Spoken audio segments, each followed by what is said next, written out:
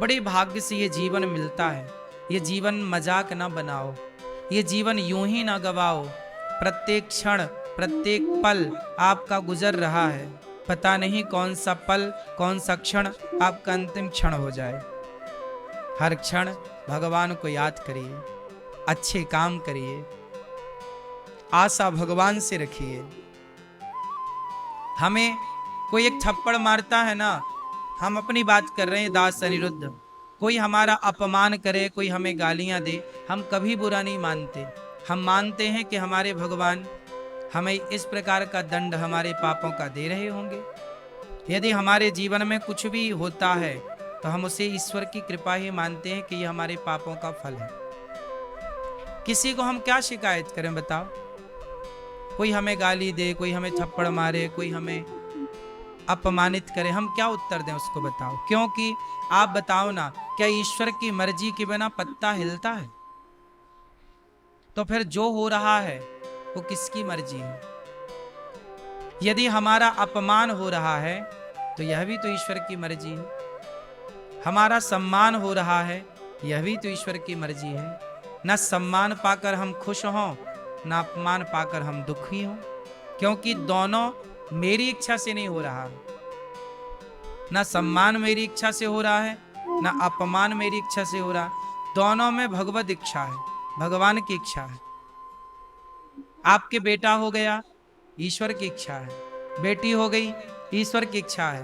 कुछ नहीं हुआ, ईश्वर की इच्छा है। दोनों हो गए, ईश्वर की इच्छा है। जुड़वा हो गए, लड़का लड़की दोनों, ईश्वर की इच्छा है। हर हाल में ईश्वर की इच्छा क्यों नहीं मानता? ये प्राणी हर हाल में ईश्वर की इच्छा माने कि बेटी है तो ईश्वर की इच्छा, बेटा है ईश्वर की इच्छा, दोनों नहीं है ईश्वर की इच्छा, दोनों है ईश्वर की इच्छा। अपमान है ईश्वर की इच्छा, सम्मान है ईश्वर की इच्छा।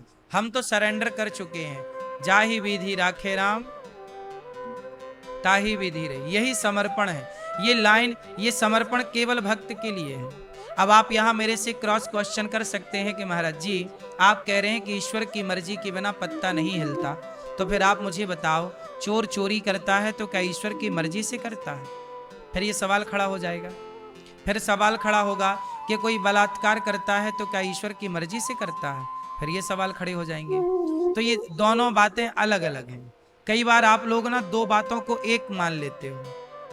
यहाँ दो बातें अलग अलग तरीके से समझी और समझाई जाती हैं, सुनी और सुनाई जाती हैं। आप इन दोनों चैप्टरों को अलग अलग देखिए। आओ हम इनको दोनों को अलग अलग समझते हैं। सब कुछ हो रहा है भगवान की मर्जी से। एक तो यह दृष्टिकोण है, ये विचारधारा है। पर ये देखो कि ये विचारधारा है किसकी? ये बात सबके लिए नहीं है। ये बात सबके लिए नहीं है। अब जैसे प्रधानमंत्री हैं, प्रधानमंत्री को कोई कहे, नरेंद्र मोदी जी को, अरे ये तो मेरा बेटा है, क्या ये बात सब कह सकते हैं? ये बात केवल उनकी मां कह सकती है। ए, ये तो मेरा बेटा है। बोलो हाँ। ये राष्ट्रपति है, अरे ये तो मेरा बेटा है। आप कह सकते हो कि ये मेरा बेटा है ना? कुछ बातें सबके लिए नहीं। बात समझ में आ रही है आपको? लेकिन आप लोग क्या मानते हो? नहीं नहीं, ये तो सबके लिए। ईश्वर की मर्जी के बिना पत्ता नहीं हिलता, ये बात केवल भक्तों के लिए है। जो भगवान की शरण में रहने वाले लोग हैं, आस्था रखने वाले लोग हैं, उनके लिए ये बात है कि ये सब कुछ ईश्वर की मर्जी से हो रहा है।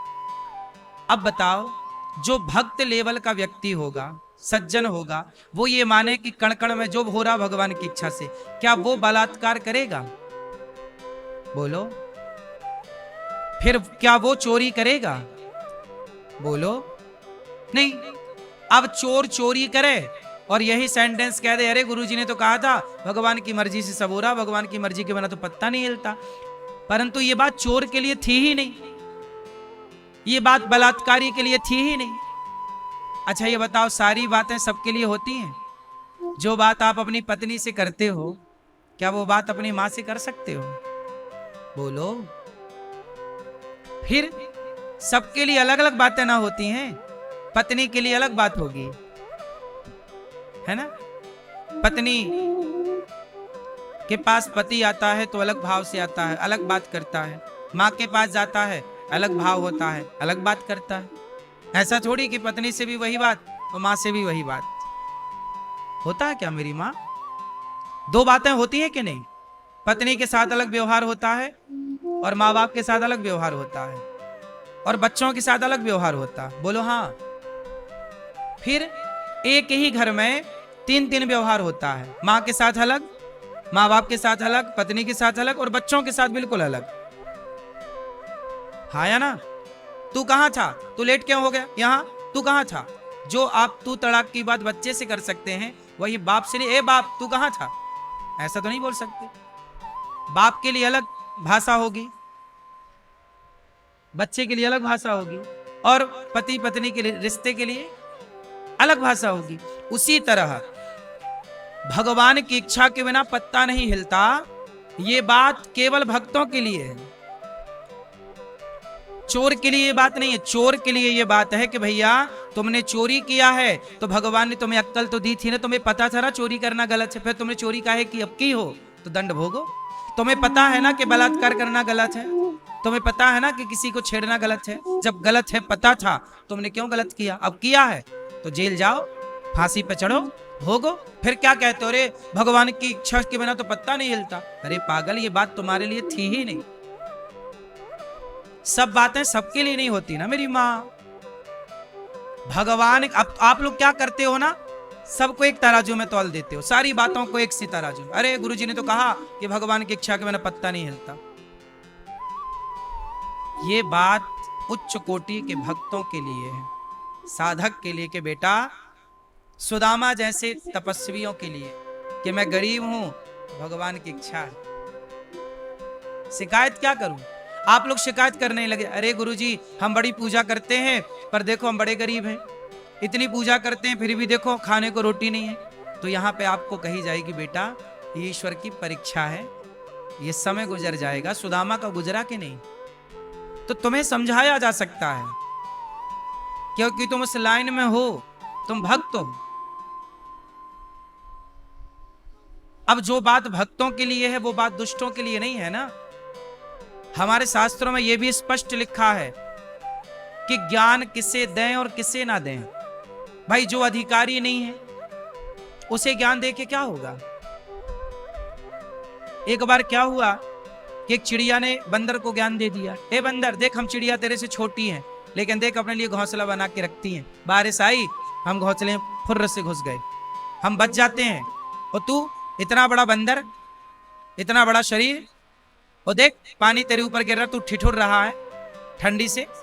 बंदर बोला अच्छा हमें ज्ञान देने चली, अब भी आता हूं। गया बंदर और उसका घोंसला तोड़ के फुर्र से फेंक दे, ले मुझे ज्ञान दे रही थी। तो बात तो ये है ना कि ज्ञान सबको देना भी नहीं चाहिए।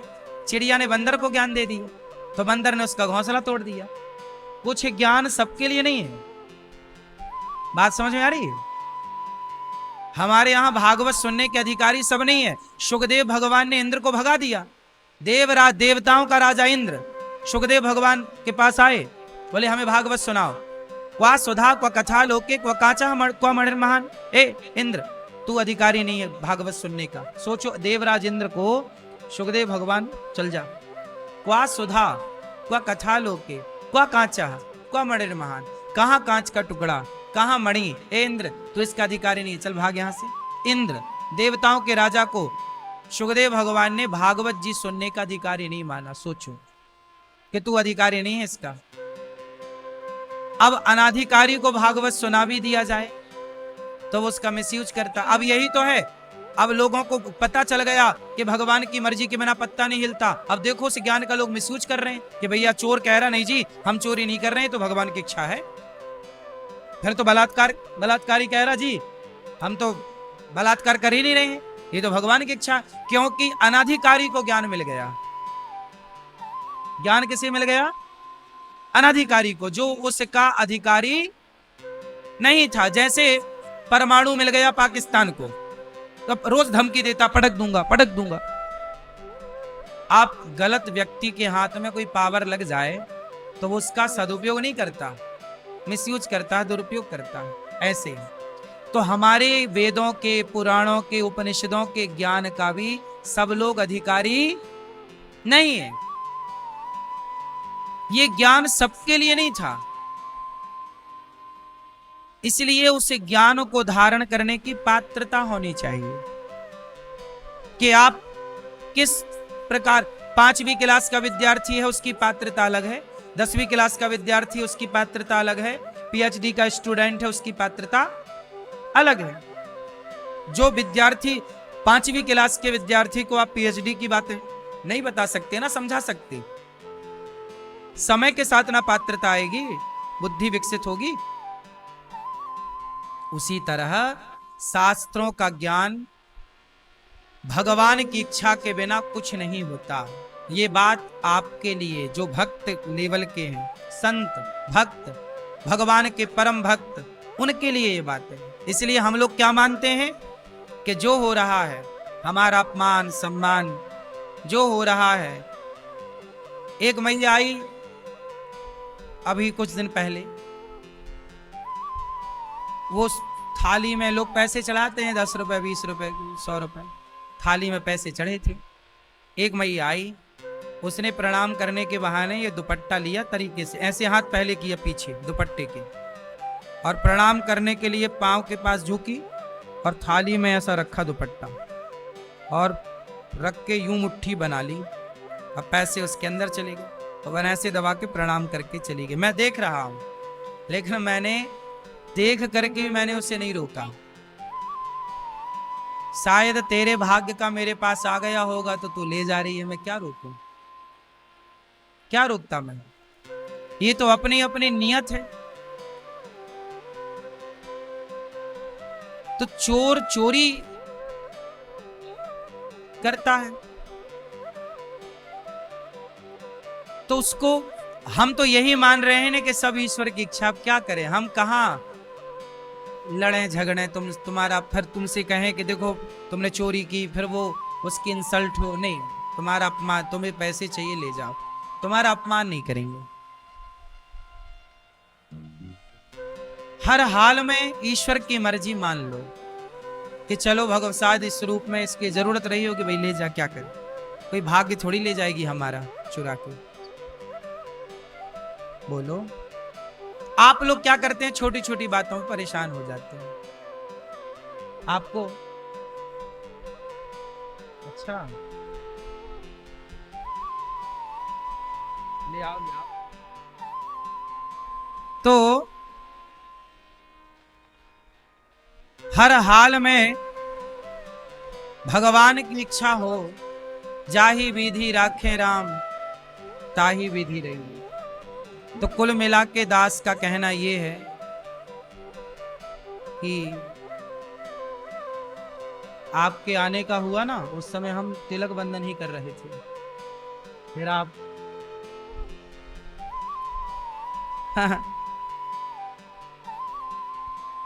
ये भगवान की बड़ी, ये विषय जो हैं ये बड़े गूढ़ विषय हैं। इन विषयों को जानना समझना, कल हम लोगों ने कथा में सुना कि इसलिए आप लोग क्या समझे इस पूरे सब्जेक्ट से कि कभी भी हमें ये टिप्पणी नहीं करनी चाहिए कि ये जो हो रहा है ये भगवान कर रहे हैं भगवान, पर हम दोष ना लगाएं भगवान को, ये हमारे कर्म दंड है। दशरथ जी, अब यहां देखो दो बातें फिर हो गई। दशरथ जी को पुत्र के लिए तड़प तड़प के रोना पड़ा, दशरथ जी को पुत्र के लिए तड़प तड़प कर रोना पड़ा, तो क्या ये ईश्वर की इच्छा है? नहीं, ईश्वर की मर्जी के बिना पत्ता नहीं हिलता, ये बात अपनी जगह सही है। पर दशरथ जी ने किसी पुत्र को मारा था तो किसी के पिता रोए थे, तो उनके रोने का परिणाम इन्हें मिला कि इन्हें भी रोना पड़ा। तो ईश्वर की मर्जी के बिना पत्ता तो नहीं हिलता, पर कर्म दंड भी संग चलता है। कई बार कर्मों का फल भी हमें मिलता है, तो कर्मों का फल जब मिले तो ये समझ लेना चाहिए कि भगवान की इच्छा है, क्योंकि भगवान को ना काहू को सुख दुख कर दाता और निज कृत कर्म भोग सब भ्राता। भगवान किसी को दुख नहीं देते, भगवान किसी को सुख नहीं देते, लेकिन जो प्राणी करता है उसका दंड ईश्वर उसे निश्चित देते हैं। अवश्यमेव भोक्तव्यम, अवश्य भोगना पड़ता है। परंतु एक बात और भगवान कहते हैं कि सन्मुख हो ही जीव मोहि जबहि जन्म कोटि अघनासहि तबहि। भगवान कहते हैं कितना भी बड़ा पापी हो मेरी शरण में आ जाए तो मैं उस पापी के पाप को भूल कर उसे हृदय से लगा लेता हूं। ये बड़ी कृपा है। कोई कितना भी बड़ा पापी हो तो पापी से पापी व्यक्ति अपने पाप को भगवान के आगे आकर समर्पित कर दे। श्री राम जय राम।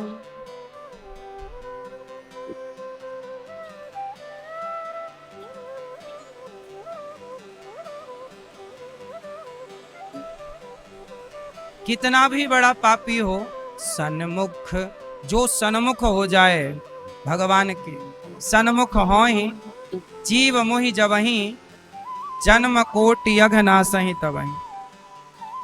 भगवान कहते हैं कोई मेरे सन्मुख हो जाए, बस एक बार मेरी शरण में आ जाए मैं उसे क्षमा कर देता हूं।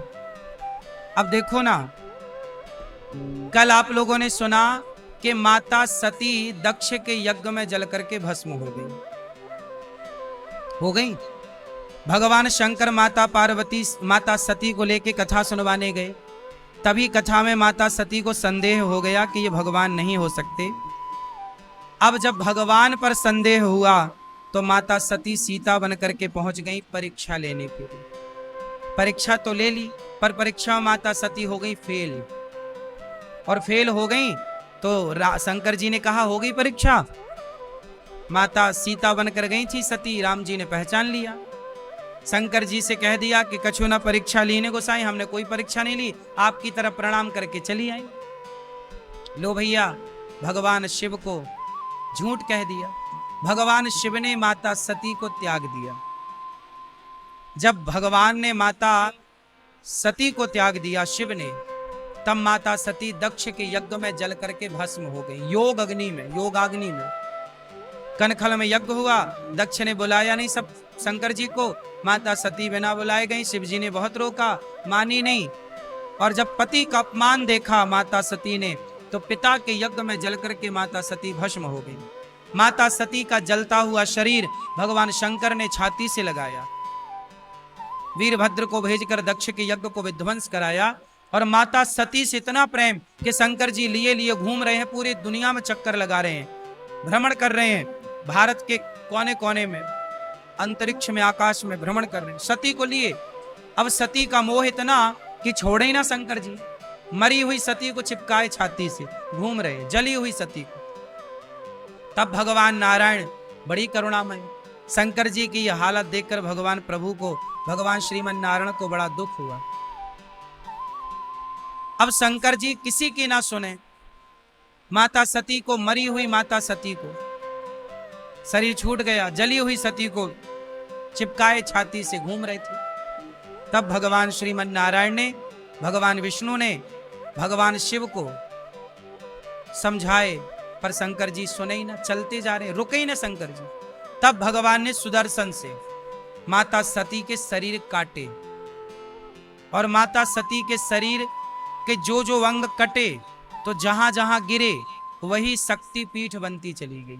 52 शक्ति पीठ बन गई, 52 टुकड़े किए भगवान नारायण ने, भगवान विष्णु ने। वही माता सती के 52 शरीर, 52 अंग, कोई अंग कहीं गिरा, कोई अंग कहीं गिरा, कोई अंग कहीं गिरा, तो वह 52 शक्ति पीठ बन गई। फिर शंकर जी को समझाए, शंकर जी फिर तपस्या करने लगे। तभी तारकासुर नाम का एक दुष्ट पैदा हो गया। उसको पता चल गया कि शंकर जी तो माता सती के जाने के बाद समाधि में डूबे हैं, तो उसने ब्रह्मा जी से वरदान मांग लिया कि मैं मरूं ना, और मरूं तो शिव जी के पुत्र से मरूं। और शिव जी तो ध्यान में चले गए। अब शिव जी विवाह कर नहीं सकते क्योंकि उनका ध्यान है। जब तारकासुर का अत्याचार बढ़ा, तब देवताओं ने भगवान की शरण ग्रहण की। तब भगवान शंकर के पास कामदेव गए, देवता गए समाधि भंग करने, क्योंकि शंकर जी तो समाधि में। भगवान शिव माता सती को लेकर चल रहे हैं। भगवान श्रीमन नारायण भगवान विष्णु ने अपने सुदर्शन से मां भगवती के अंग काट करके गिराए, और वही माता सती बाद में पार्वती बनकर के प्रकट हुई। और जब पार्वती बनकर के मां भगवती प्रकट हुई तो देखो, भगवान राम की कथा सुनने में माता सती को संदेह हुआ था। परीक्षा लेने गई, फेल हो गई, पिता के यज्ञ में जलकर भस्म हो गई। तो भगवान राम को लगा कि आखिर माता सती का जो जीवन लीला पूरी हुई, कहीं ना कहीं मेरे कारण हुई। तब भगवान राम, भगवान नारायण, भगवान शंकर जी के पास आते हैं। कामदेव ने जब उनकी तपस्या भंग कर दी तो कामदेव को तो शंकर जी ने जला के भस्म कर दिया। फिर भगवान नारायण शंकर जी को मनाने आए कि हे भोलेनाथ, आप विवाह कर लो, पार्वती जी आपके अनुकूल हैं। उस समय हिमालय की बेटी पार्वती जी प्रकट हो चुकी हैं। फिर पार्वती जी तपस्या भी कर रही हैं। 10,000 वर्षों तक बिल्व पत्र खाकर के माता भगवती ने तपस्या की। भगवान नारायण ने शंकर जी से कहा कि हे भोलेनाथ, अब आप विवाह कर लो। अब विनती मम सुनहु शिव, जो मोह पर निज नेहु, जाय विवाह शैल जहीं, यह मोहि मांगे देहु। हे भोलेनाथ, हमें यही वरदान दो कि आप हिमालय की बेटी पार्वती से विवाह करो। ये भगवान नारायण शंकर जी से मांग रहे हैं। क्यों? तब भगवान शंकर खड़े हो गए और भगवान शिव ने प्रार्थना की, हे प्रभु, ये आप क्या कह रहे हैं? तब भगवान श्रीमन नारायण बोले, भगवान राम बोले, नारायण मतलब राम, राम मतलब नारायण, इनमें भेद नहीं है ना। तो शंकर जी बोले, प्रभु आप यहाँ, आप हमसे क्यों हाथ जोड़ के कह रहे हैं? आप तो हमारे इष्ट हैं, आप तो हमारे आराध्य हैं। शंकर जी के इष्ट हैं भगवान नारायण। शंकर जी के आराध्य भगवान कौन है? भगवान श्रीमन नारायण। और आज वह नारायण शंकर जी से कह रहे हैं कि आप विवाह कर लो। क्यों? क्योंकि आपकी पत्नी का यदि जीवन लीला पूरी हुई है तो कहीं ना कहीं मेरे कारण हुई है।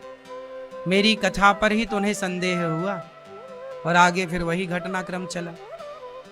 देखो, भगवान कहते हैं कि जो मेरी कथा एक बार सुन लेता है, भले संदेह पैदा हो जाए, लेकिन मैं उसे फिर भूलता नहीं हूं, मिलाकर ही रहता हूं। माता पार्वती को शिवजी से मिलाकर ही रहे। तब शंकर जी ने सिर धरि आयसु करिय तुम्हारा, परम धर्म यह नाथ हमारा। शंकर जी ने कहा, हे नाथ, आपने जो आज्ञा दी है वो सिरोधार्य है। आप कह रहे हैं कि मैं विवाह करूं तो जरूर करूंगा। शंकर जी विवाह तो किए, पर कामदेव को जलाने के बाद किए। शंकर जी ने पहले, मैया ओ भैया बैठ जाओ लाला पहले तो, और शोर ना करो। कथा को ना बहुत मर्यादित सुनना चाहिए। खड़े ना रहो भैया, बैठ जाओ। कथा सुनने आए हो तो थोड़ा टाइम निकाल के आओ, 2-3 घंटे का। इत्मीनान से कथा सुनो, सावधानी से सुनो। तो भगवान शंकर विवाह तो किए, पर कामदेव को जलाने के बाद विवाह किया। कामदेव को भस्म कर दिया ना शंकर जी ने, तीसरी आंख खोली, कामदेव जल के। अब सोचो कि किसी का कामदेव ही जल जाए, काम वासना ही मिट जाए, तो फिर विवाह करे तो करे फिर कैसे? फिर संतान उत्पत्ति कैसे होगी? क्योंकि संतान उत्पत्ति के लिए काम की आवश्यकता पड़ती ही है। तो फिर कैसे काम ही नहीं रहा तो फिर विवाह करने का अर्थ क्या निकला? तो जब काम जल गए तो शंकर जी से सवाल पूछा गया, विवाह कैसे करोगे? तब भगवान शंकर कहते हैं, मैं विवाह करूंगा, पर समाज को ये बताना चाहता हूं कि मैं विवाह कर तो रहा हूं, पर काम की प्रेरणा से नहीं, प्रभु राम की प्रेरणा से विवाह करने जा रहा हूं। तो विवाह करो, पर काम की प्रेरणा से, काम की वासनाओं की पूर्ति के लिए नहीं, भक्ति बल्कि भक्ति में पत्नी सहयोगी बने, इसलिए विवाह करना चाहिए। विवाह क्यों करना चाहिए? विवाह करने के फायदे क्या हैं? आपने विवाह किया? नहीं भैया, आपने विवाह किया? चश्मा वाले भैया, विवाह करने के फायदे क्या हैं? हैं? गृहस्थी, क्या फायदा है गृहस्थी का? परिवार बढ़ेगा। अच्छा, जनसंख्या बढ़ानी है बढ़िया, ठीक है। जनसंख्या ही नहीं रहेगी तो फिर कैसे सनातन रहेगा? ठीक कह रहे हो, खूब जनसंख्या बढ़ाओ, 10-15 बच्चे तो हों कम से कम। क्यों? आपने विवाह किया? ये आपके बगल में, क्यों किया विवाह? क्यों करना चाहिए विवाह? क्या फायदे हैं विवाह के? विवाह क्यों करना चाहिए? क्या फायदे हैं? सुनो, विवाह करने के फायदे हम बता रहे हैं, सुनो। विवाह करने का फायदा यह है कि आप दोनों लोग पति पत्नी बैठकर आधी रात को भी और दिन को भी, कभी भी जब नींद खुल जाए, जब मन हो जाए, तब एक जन वक्ता बन जाओ और एक जन श्रोता बन जाओ, और दोनों बढ़िया बैठ के एक जन कथा सुनाए भगवान की, एक जन कथा सुने। विवाह नहीं होगा तो अकेले रहेगा, तो अकेला किसको सुनाए और किसको सुने? दो रहेंगे तो एक कथा सुनाए, एक कथा सुने, दोनों भगवान की चर्चा करो, दोनों बैठे बैठे। ये फायदा है कि दोनों भगवान का चिंतन ज्यादा कर सकते हैं। भगवान की सेवा दोनों मिलके करो, एक जन भगवान जी के कपड़े, एक जन भगवान जी के बर्तन धुल लो, तो एक जन पूजा की तैयारी कर लो।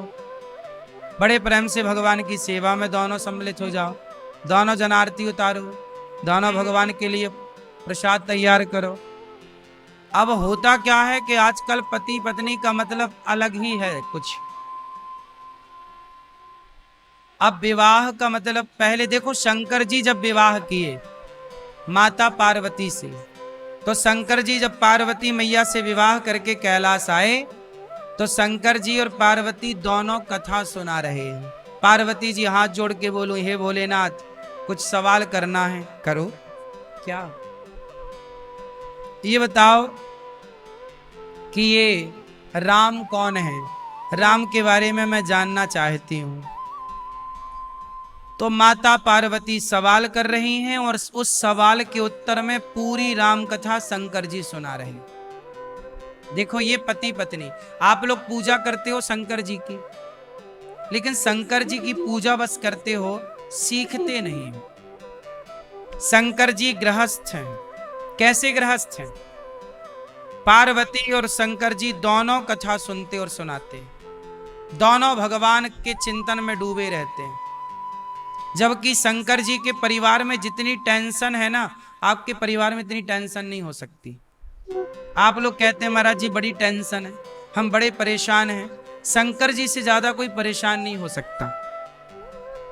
देखो ना, शंकर जी के वाहन का नाम है नंदी है, और शंकर जी की पत्नी माता पार्वती के वाहन का नाम है शेर। अब शेर और बैल ये दोस्त हैं कि दुश्मन हैं? बोलो, दुश्मन हैं? नंदी, बैल और शेर जंगल में साथ कहां रहते हैं? लेकिन शंकर जी के घर में दोनों एक साथ रहते हैं और दुश्मन हैं। अब सोचो कि दो दुश्मन एक साथ रहें। और सुनो, शंकर जी के गले में है सांप और शंकर जी के बेटे गणेश जी का वाहन है चूहा। अब ये दोनों दोस्त हैं कि दुश्मन हैं? बोलो। लेकिन ये दोनों दुश्मन शंकर जी के घर में एक साथ रहते हैं। और सुनो, बड़े बेटे का वाहन है मोर, कार्तिकेय जी का, और शंकर जी के गले में पड़ा है सांप। सांप और मोर की दोस्ती है कि दुश्मनी है? मोर सांप को खा जाता। मोर क्या खाता है? खा जाता। दोस्ती है कि दुश्मनी है? दुश्मनी है। सारे एक दूसरे के कट्टर दुश्मन हैं, लेकिन वो दोनों दुश्मन शंकर जी के घर में एक साथ प्रेम से रह रहे हैं। किसके प्रभाव से? शंकर जी के गले में है जहर। बोलो हाँ। शरीर में है भभूति, भस्म। पहाड़ पर बैठे हैं, ना घर है ना कोई छाया है। शंकर जी समाज को मैसेज देना चाहते हैं कि देखो, मेरे घर में जितने लोग हैं सब एक दूसरे के दुश्मन हैं, लेकिन वो सारे दुश्मन शंकर जी के भजन के प्रभाव से, कथा के प्रभाव से। शंकर जी कहते हैं कि भगवान के नाम में इतनी ताकत है कि भगवान की भक्ति करने वाला कोई हो तो वो दुश्मनों को भी दोस्त बना सकता है। ये भजन का प्रभाव। शेर और बैल दोस्त हो गए शिव जी के घर जाते हैं। ये किसका प्रभाव है? भजन का प्रभाव। इसलिए मैया खूब भजन करो भगवान का, खूब भगवान का नाम जपो, फिर प्रतिकूल लोग भी अनुकूल हो जाएंगे। व्यक्ति का प्रभाव नहीं होता, भजन का प्रभाव। हमने कितने संतों के बारे में सुना है कि वो जंगल में भजन करते, तो जंगल में भजन करते तो शेर आकर के उन्हें प्रणाम करके जाता। संतों को कोई आश्चर्य नहीं है। भजन करने का प्रभाव यही होता है कि वहां रहने वाले जीव जंतु, हिंसक प्राणी भी वहां अपनी हिंसा का स्वभाव छोड़ देते हैं भजन के प्रभाव से। अपने घर का वातावरण सुधारा जा सकता है। किसके प्रभाव से? भक्ति के प्रभाव से। इसलिए कहता हूं थोड़ा भक्ति किया करो, थोड़ा भगवान का चिंतन किया करो।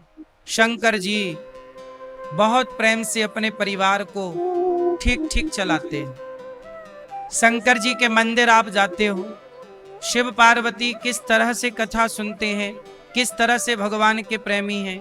आप लोग भगवान से प्रेम का नहीं सोचते। पति पत्नी हो, लड़ाई झगड़ा में गुजरता है आपका जीवन। मैया, ओ लाल मैया, ओ केसरिया मैया, ओ बहरी मैया। लो, नहीं सुन रही मैया। कथा सुनने आई है पर सुनाई ही नहीं पड़ रहा है। ऐसे ही होता है। लोग कथा सुनने भी तब जानते हैं तब जब कान फ्यूज हो जाए।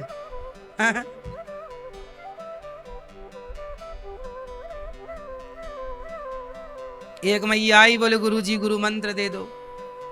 हमने कहा लो। हमने बोला मैया बोलो श्रीमन नारायण, मंत्र दिया उन्हें। फिर बाद में बोला हमने मैया बोलो श्रीमन नारायण। गुरुजी थोड़ा जोर से कहो। हमने श्रीमन नारायण बोलो। गुरुजी और जोर से। हमने पूरी ताकत से बोला। बोले बोलो महाराज। हमने कहा मैया बोल ही तो रहे हैं। बोले हमें नहीं सुनाई पड़ रहा। हमने कहा सुनाई कुछ नहीं पड़ता। बोले 5 साल से हमें नहीं सुनाई पड़ता। हाँ, 5 साल की बहरी मैया गुरु मंत्र लेने आई थी। अब दो गुरु मंत्र कैसे दोगे? तो आदमी भगवान का नाम लेने तभी आता है जब बहरा बहरा हो जाता है। इसीलिए हम कहते हैं भजन करो मस्त जवानी में, बुढ़ापा किसने देखा है। सारी जिंदगी जवानी आदमी भोगों में समर्पित करता है। परिवार, जवानी परिवार को देता है, और बुढ़ापा भगवान को देता है।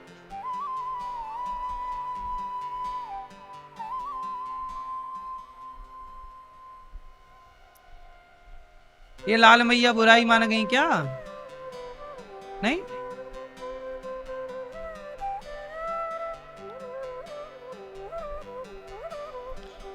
शंकर जी भस्म रमाते हैं। क्या आप बता सकते हैं कि शंकर जी शरीर पर भस्म क्यों रमाते हैं? आप बताओ क्यों भैया? शंकर जी भस्म क्यों लगाते हैं? भभूति क्यों क्यों लगाते हैं? आप बताओ।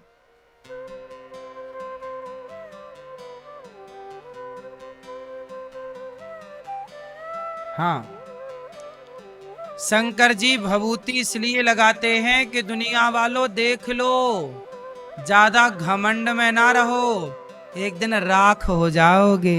ये राख लग रही है शंकर जी पर, वो राख किसी मुर्दे की ही होती है। तो शंकर जी कहते हैं ज्यादा घमंड ना कर, तो भी एक दिन ऐसे ही राख बन जाएगा। तो तुम्हारा अभिमान मिटे, इसलिए शंकर जी भभूति रमाते हैं। लेकिन तुम्हें तो जाके शंकर जी को देख के सीखना, कुछ नहीं होता, कुछ नहीं सीखते लोग। शंकर जी का पूरा जीवन सिखा रहा है। शंकर जी जब पार्वती से विवाह करने गए तो दुल्हा बने, भभूति रमा रहे हैं और गले में सांपों की माला। अच्छा, शंकर जी गले में सर्पों की माला क्यों पहनते हैं? क्यों? क्योंकि सांप है काल, काल मृत्यु का सूचक है ना। काल अव्याल मुखग्रास त्रास निर्णा सहित हवे। सांप को काल कहा गया है। सांप दिख जाए मतलब काल दिख गया, काल है, मृत्यु है। तो सांप मतलब काल। शंकर जी बोले तुम काल को डरते हो देखकर, मृत्यु से डरते हो ना। लोग क्या सोच, हम मर न जाए गुरुजी। बूढ़े बूढ़े लोग भी मरने से बड़ा डरते हैं, नहीं मर ना जाए, मर ना जाए। एक मैया गोबर उठा रही थी गैया का, बोली हे भगवान मौत भी नहीं आती कि मर जाऊं, 90 साल में बहू गोबर उठवा रही है। यमराज जी गुजर रहे थे, यमराज जी को लगा शायद हमें याद कर रही, आ गए। हाँ मैया चलो। मैया बोली कौन हो? बोले यमराज। तुम बोल रही हो ना मौत भी नहीं आती, हम आ गए, चलो तुम्हें लेने आए। अब तो मैया की सिट्टी पिट्टी गायब। मैया बोली हे यमराज जी, मैं मजाक भी नहीं कर सकती क्या? हाँ, मैंने मजाक में ही कह दिया, वैसे तुम कभी नहीं आते, और ऐसा मजाक कर दिया तुम आ गए। अच्छा तो मजाक कर रही थी, मरना नहीं है? अरे बोले काहे मरना, भी ठीक ठाक चल रहा सब। बूढ़ी मैया 90 साल की, बोली अभी कहाँ मरने के दिन है हमारे। अच्छा आ ही गए हो तो एक काम करो, गोबर उठवाओ हमारा। यमराज जी से गोबर उठवा लिया। ऐसी मैया चतुर मैया। मरना कोई नहीं चाहता, लेकिन शंकर जी सांपों की माला गले में लटका कर ये मैसेज देते हैं कि देख भाई मरना तो पड़ेगा। शंकर जी के गले में है सांप, और हृदय में कौन है? सदा वसंतम हृदयार विंदे भवम भवानी। शंकर जी के हृदय में है सीताराम और गले में है सांप। क्या मतलब निकला? अर्थ निकला कि जिसके हृदय में भगवान है तो काल उसके गले में लटकता है। मतलब मृत्यु काल का रूप है, रूप मृत्यु है। तो शंकर जी कहते हैं मेरे गले में सांप लटकता है, मतलब जो हृदय में भगवान को धारण कर लेते हैं तो काल भी उसका कुछ नहीं बिगाड़ सकता। गले में लटका के घूमते हैं शंकर जी, इसलिए शंकर जी को कहते हैं कालों के काल, महाकाल। क्योंकि जिसके हृदय में भगवान हो तो काल गले में लटका रहेगा, करेगा क्या? इसलिए काल गले में लटका है शंकर जी के। मानो शंकर जी कहते हैं तुम्हें मृत्यु से डरना नहीं है, काल तो ऐसे लटके रहेंगे 10 तुम्हारे गले में, तुम बस हृदय में भगवान को रखो। जो भगवान को हृदय में रखते हैं उन्हें मृत्यु से डर नहीं लगता। कबीरदास जी कहते हैं मरने से सब जग डरा, मरने से सब जग डरा, मेरे मन आनंद। सब लोग डरते हैं मरने से, पर मेरे मन तो बड़ा आनंद है। क्यों? कब मरी हूं, कब भेंटी हूं, पूर्ण परमानंद। कब मरूंगा, कब भगवान से भेंट होगी, इसलिए हमें मरने से डर नहीं लगता।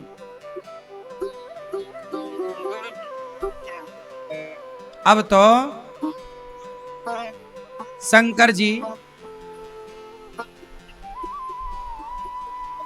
बड़े प्रेम से दुल्हा बने, गले में सांप, और शंकर जी के माथे पर क्या है? चंद्रमा भी है और गंगा भी है। और दोनों का स्वभाव कैसा है? चंद्रमा गर्म होती है कि ठंडी है?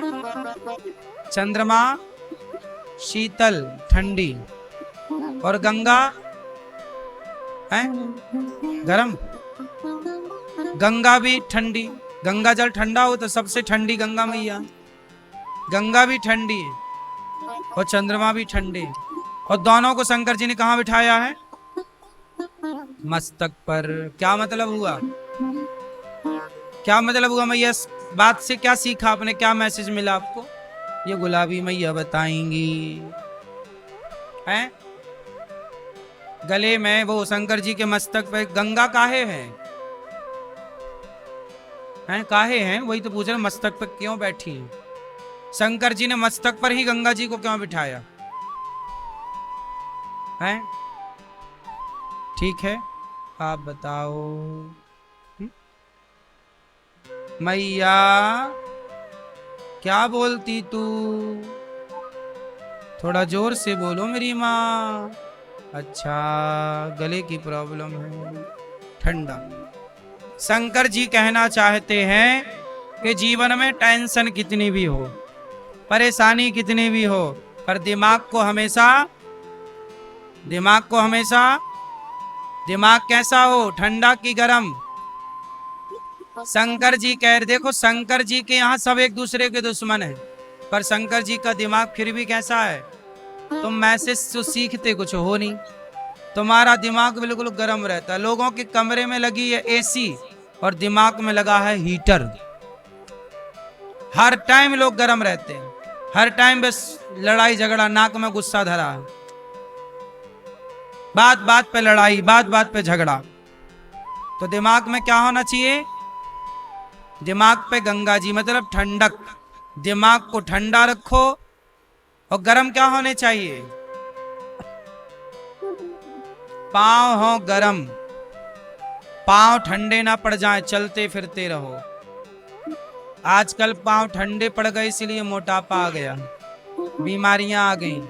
पहले लोग चलते ही रहते थे दिन भर। पांव रहते हैं गरम, पांव रहने चाहिए गरम। इसलिए पुराने जमाने में आज भी गांव के लोग जब खेत से आते हैं तो वो गर्म पानी से, गुनगुने पानी से ही पांव धुलते हैं। गुनगुने पानी से पांव धुलने से थकावट उतर जाती है। पता है आपको? तो पांव गर्म होने चाहिए। अर्थात गर्म का मतलब ये नहीं कि तुम जाके पांव गर्म पानी में डाल दो। गर्म का मतलब है कि पांव हमेशा एक्टिव हो, करते रहो कुछ काम, चलते रहो। जो चलता रहेगा वो स्वस्थ रहेगा, जो बैठ गया वो बीमार। बोलो हाँ कि ना? इसलिए ज्यादा से ज्यादा चलो, ज्यादा से ज्यादा चलो।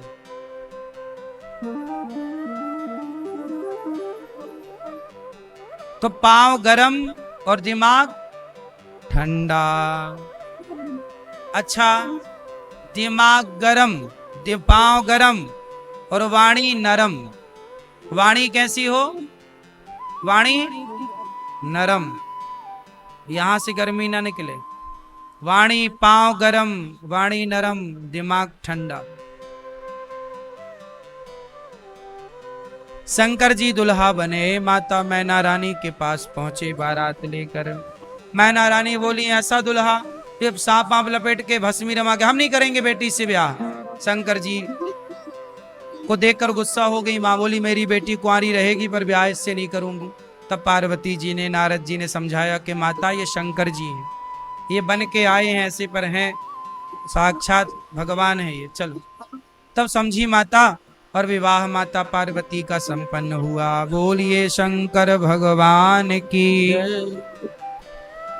अब शंकर पार्वती का जब विवाह हुआ, बारात का बड़ा अच्छा वर्णन, जस दुल्हा तस बनी बराता। बारात बड़ी, भूत प्रेत डाकनी पिशाचनी चुड़ैल सब गई शंकर जी की बारात में। चुड़ैल, चुड़ैल जानती हो आप भैया? चुड़ैल जानती हो? हैं? क्यों भैया, आप जानती हो चुड़ैल? क्यों, आपके बगल में रहती है क्या? हैं? बातचीत तो होती होगी चुड़ैल से, नहीं?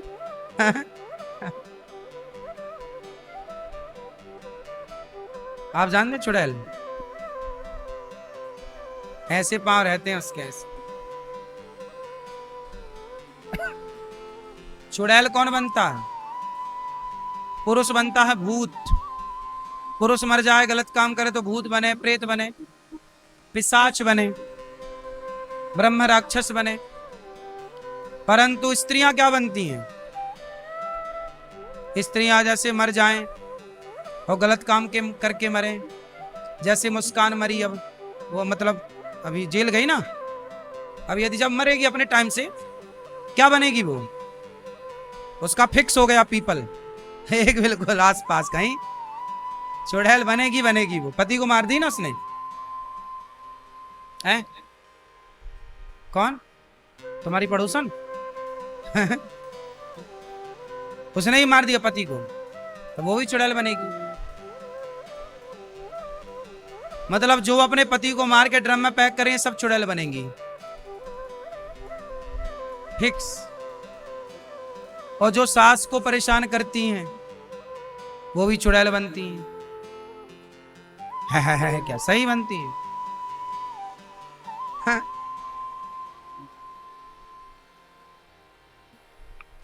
चुड़ैल बनेंगी, चुड़ैल। सास की सेवा करना मन लगा के, ससुर की सेवा करो, बूढ़ों का सम्मान करो, और पति की भी सेवा करो। और जो पुरुष अपने माता पिता को नहीं मानता, परेशान करता है, और जो पत्नी को परेशान करता है, कुछ पुरुष भी पत्नियों को कुकर में पका देते हैं, नहीं? पुरुष भी तो पत्नियों को मार डालते हैं कुछ लोग, फिर क्या बनते? वो पुरुष बनेंगे भूत प्रेत। तो सारे लोगों के लिए भगवान ने सब व्यवस्थाएं कर रखी है। भूत पिशाच निकट नहीं आवे, ये सब भूत प्रेत तो होते ही हैं, तब ना लिखा तुलसीदास जी ने। सब योनियां हैं, सब कर्म दंड तो भोगने ही पड़ेंगे। बचेगा कौन? बचा कौन है कि तुम और हम बचेंगे? इसलिए मेरी मां, कर्म गलत ना हो, कर्म गलत ना करो। शंकर पार्वती बैठे अब बड़े भाव से,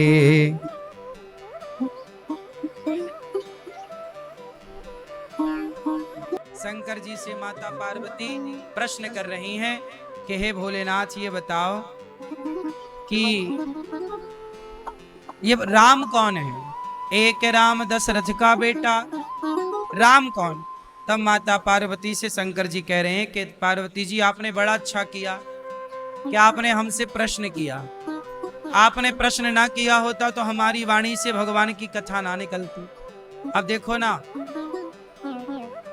हमारी मैया जी कथा ना कराती, जब हमारी मैया कथा ना कराती तो फिर कथा हम कैसे सुना पाते? कैसे कथा होती? तो हमारी मैया श्रीमती रेणु बख्शी जी, आपने कथा कराई तो कथा कहने का हमें मौका मिला।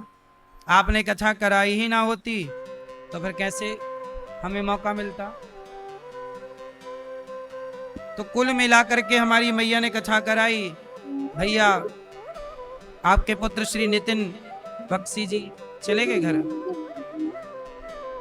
श्रीमती पूजा बख्शी जी हैं गई, पूजा जी। बेटी दामाद कोशिन बख्शी जी, विधान जी, जालान जी, रजनी भट्ट जी, रीता कोल जी, रोमिला जी और राशि बख्शी जी, शशि शर्मा जी लाजपत नगर मैया वहाँ से आई हैं, और मैया हमारी श्रीमती रेणु बख्शी जी बड़े प्रेम से राम कथा करा रही हैं, तो हम लोग सुन रहे हैं। हमें भी देखो भाग्य मिला, हम रोज भगवान भागवत की कथा सुनाते हैं, हमें भी कभी कभी राम जी का गुणगान गाने का अवसर मिलता है। तो मैया की कृपा से, मैया के द्वारा राम कथा मैया ने कहा, तो लो हमें भी भगवान की कथा कहने का मौका मिला, हमारी भी वाणी पवित्र हो रही है भगवान की कथा से, आपका भी हृदय पवित्र हो रहा है भगवान की कथा से। तो कथा दोनों को पवित्र करती है, श्रोता वक्ता दोनों को। इसलिए अपने कानों से भगवान की कथा सुनना सीखिए, और जब भी बोलिए तो भगवान की चर्चा ही करिए। अब शंकर जी और पार्वती जी बैठे हैं और प्रेम से दोनों एक दूसरे को प्रश्न कर रहे हैं। अब शंकर जी प्रेम से प्रार्थना कर रहे हैं, मंगल भवन मंगल हारी, द्रवहु सुदशरथ अजिर बिहारी। अब प्रार्थना करके मंगलाचरण करके शंकर जी पार्वती जी की प्रशंसा कर रहे हैं कि आपने प्रश्न करके हम पर बड़ा उपकार किया। आपने रघुनाथ जी के बारे में पूछा है, तुम रघुवीर चरण अनुरागी, तुम्हारे हृदय में भगवान के प्रति प्रेम है, तब तुमने ऐसे प्रश्न किए हैं, परंतु ऐसे प्रश्न कोई करता नहीं। पार्वती जी से शंकर जी कह रहे हैं, जिन हरि कथा सुनी नहीं काना, श्रवण रंध्र अहि भवन समाना। जिनकी कथा, शंकर जी कह रहे हैं पार्वती जी से, हे पार्वती, जिनके कान भगवान की कथा नहीं सुनते, उनके कान कान नहीं है, चूहे का बिल है। इसलिए कान तब सार्थक, कानों की सुंदरता सोना पहन लेने से नहीं है। लोग तो पूरे कान को छिदा लेते हैं नीचे से ऊपर तक, और पूरे में सोना सोना सोना पहन लेते हैं, इससे कान की सुंदरता नहीं है। कान वही सुंदर हैं जिन कानों को रोज कथा सुनने को मिले, रोज भगवान की कथा, वो कान सुंदर है। कान जिन हरि कथा सुनी नहीं काना, वो कान जो कथा नहीं सुनते, वो तो केवल चूहे के छेद है बस, कान का बिल चूहे का, कोई मतलब नहीं। और नए नहीं संत दरस नहीं देखा, लोचन मोर पंख कर लेखा। आंखें किसे देखें? भगवान को और संतों को, भगवान के भक्तों को। संत मिल जाएं, भगवान मिल जाएं, भगवान के भक्त मिल जाएं, तो आंखों से उन्हें देखो, और देख करके ऐसा भाव रखो कि हमारे भीतर भी इनकी तरह भक्ति कब आएगी, हमारे अंदर भी इनकी तरह भगवान से प्रेम कब होगा। तो आंखों से भगवान को देखो और संतों को, भगवान के भक्तों को देखो। यदि नहीं देखा, आजकल आंखों से लोग किसे देखते हैं? ताकते रहते तुझको सांझ सवेरे, है ना। आंखों से लोग क्या देख रहे हैं? ताक रहे, देख नहीं रहे हैं, ताक रहे हैं। जबकि हमारे यहाँ ताकने को मना किया गया। देखो भालो तको मत, बोलो चालो बको मत, खाओ पियो चलो मत, खाओ पियो छको मत, चलो फिरो थको मत। लेकिन जो मना किया जाता आजकल लोग वही करते हैं। आजकल लोग देखते नहीं, घूरते हैं, घूरते रहते तुझको सांझ सवेरे। क्यों मैया? अच्छा, मोर पंख में भी आंख होती है कि नहीं? छोटी सी मोर पंख में ध्यान से देखो, एक छोटी सी आंख सी बनी रहती है। तो जिनकी आंख भगवान को नहीं देखती, वो आंख वैसे ही है जैसे मोर पंख की आंख है, बस कुछ कर नहीं सकती वो आंख। इसलिए आंखों की सुंदरता तब है जब इन आंखों से भगवान को देखकर उनकी छवि मन मंदिर में बसा ली जाए। और ते सिर कटु तुम बरी समतूला, जे नमत हरि गुरु पद मूला। आपका सिर, कुछ लोग ना सिर नहीं झुकाते, जैसे कहीं भी मंदिर दिख जाए तो मंदिर में भगवान के आगे सिर जरूर झुकाना चाहिए, नहीं झुकाने से अपराध लगता है। भगवान को जरूर सिर झुकाना चाहिए। आजकल ना लोग सिर नहीं झुकाते। कोई संत दिख जाए, किसी के माथे पर तिलक हो, तो ऐसे संत महापुरुषों को देख करके भी नमन करना चाहिए, सिर झुकाना चाहिए, मर्यादा है। लेकिन आजकल ना बहुत लोग सिर नहीं झुकाते। तो जिनके सिर नहीं झुकते भगवान के आगे, भक्तों के आगे, वो सिर कैसे है? तुम्बा, कड़वी लौकी होती ना, लौकी, जिस लौकी का कमंडल बनता है। एक लौकी होती है जो संतों के पास कमंडल होता है, लौकी का कमंडल सूख जाने के बाद उसका कमंडल बन जाता, तुम्बा बोलते, तुम्बा तुम्बी। तो उसका वो कड़वी लौकी होती है, वो खाने वाली नहीं, वो कमंडल वाली लौकी अलग ही होती है। संत लोग तो उसका यूज करते हैं। तो ते सिर कटु तुम्बरी समतूला, जेन नमत हरि गुरु पद मूला। जो गुरु जी के चरणों में, गुरु पद मूला, गुरु जी के, संतों के, भगवान के चरणों में नहीं झुकता सिर, वो सिर क्या तुम्बा है, कड़वा है, कोई मतलब का नहीं, खोपड़ी। सिर झुकाओ जिन्हें हरि भगत ही, जिन्हें हरि भगति हृदय नहीं जानी, जीवत सब समान ते प्राणी। जिनके हृदय में भक्ति का वास नहीं है, जो भक्ति नहीं करते, वो चलते फुरते मुर्दे हैं, मुर्दे। कौन है वो? ये हम नहीं कह रहे हैं, शंकर जी कह रहे हैं। जो नहीं करई राम गुण गाना, जी है सुदादुर, जी है समाना। जो जिनकी जेहवा भगवान का गुणगान नहीं करती, वो मेंढक के समान, उनकी जेहवा केवल टर टर करने के काम आती है और कुछ नहीं।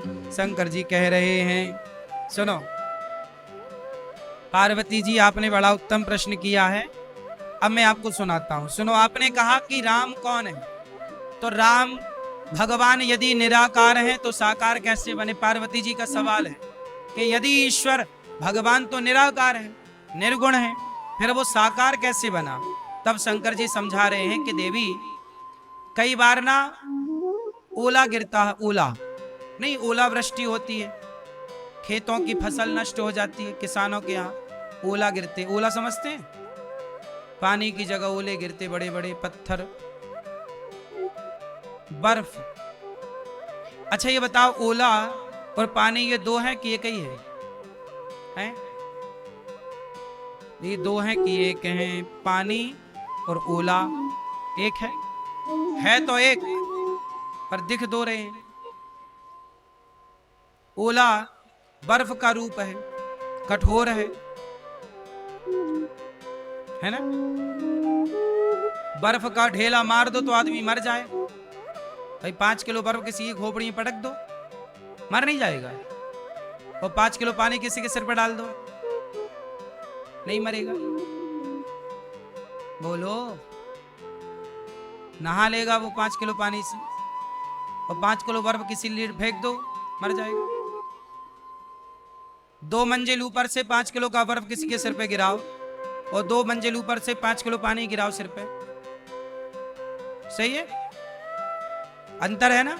दोनों एक तत्व हैं, पर दोनों का व्यवहार, दोनों का गुण अलग अलग है। उसी तरह जैसे पानी और बर्फ तत्व में तो एक है, उसी तरह साकार और निराकार तत्व की दृष्टि में तो एक है। परंतु जब निराकार से काम नहीं हो तो भगवान को अपने भक्तों के लिए साकार रूप लेना पड़ता है। साकार रूप क्या है? राम कृष्ण। ये जो राम कृष्ण है, ये कौन है? साकार। और ब्रह्म क्या है? निराकार। वो ब्रह्म है, वो परमात्मा है, पर सगुण ही अगुण ही नहीं कछु भेदा। वो है निराकार, पर जरूरत पड़ने पर साकार भी बन जाते हैं। शंकर जी कह रहे हैं ये बात।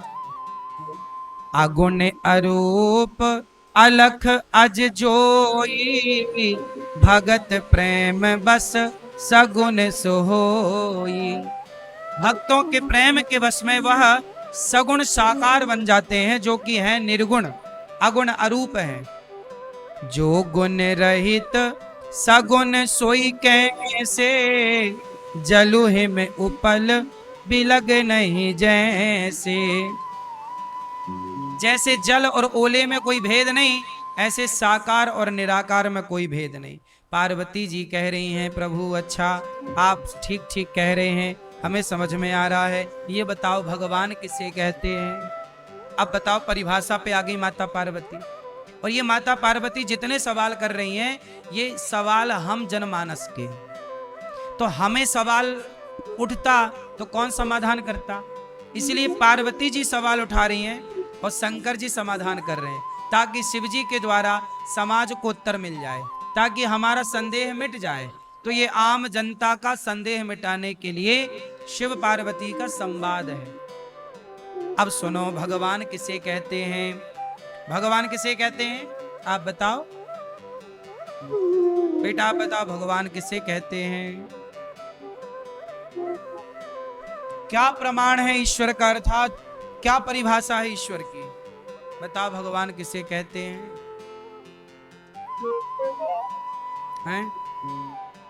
जो सृष्टि चलाते हैं वो भगवान। ठीक, ये मैया चश्मा वाली बताएंगे। मैया बताओ भगवान किसे कहते हैं? चश्मा वाली मैया नहीं बताओगी मेरी माँ? हैं? दिखते नहीं हैं।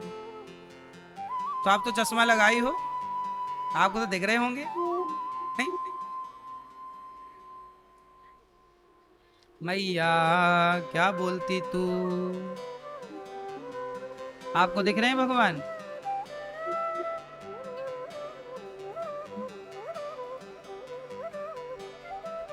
मैया किसे कहते हैं भगवान?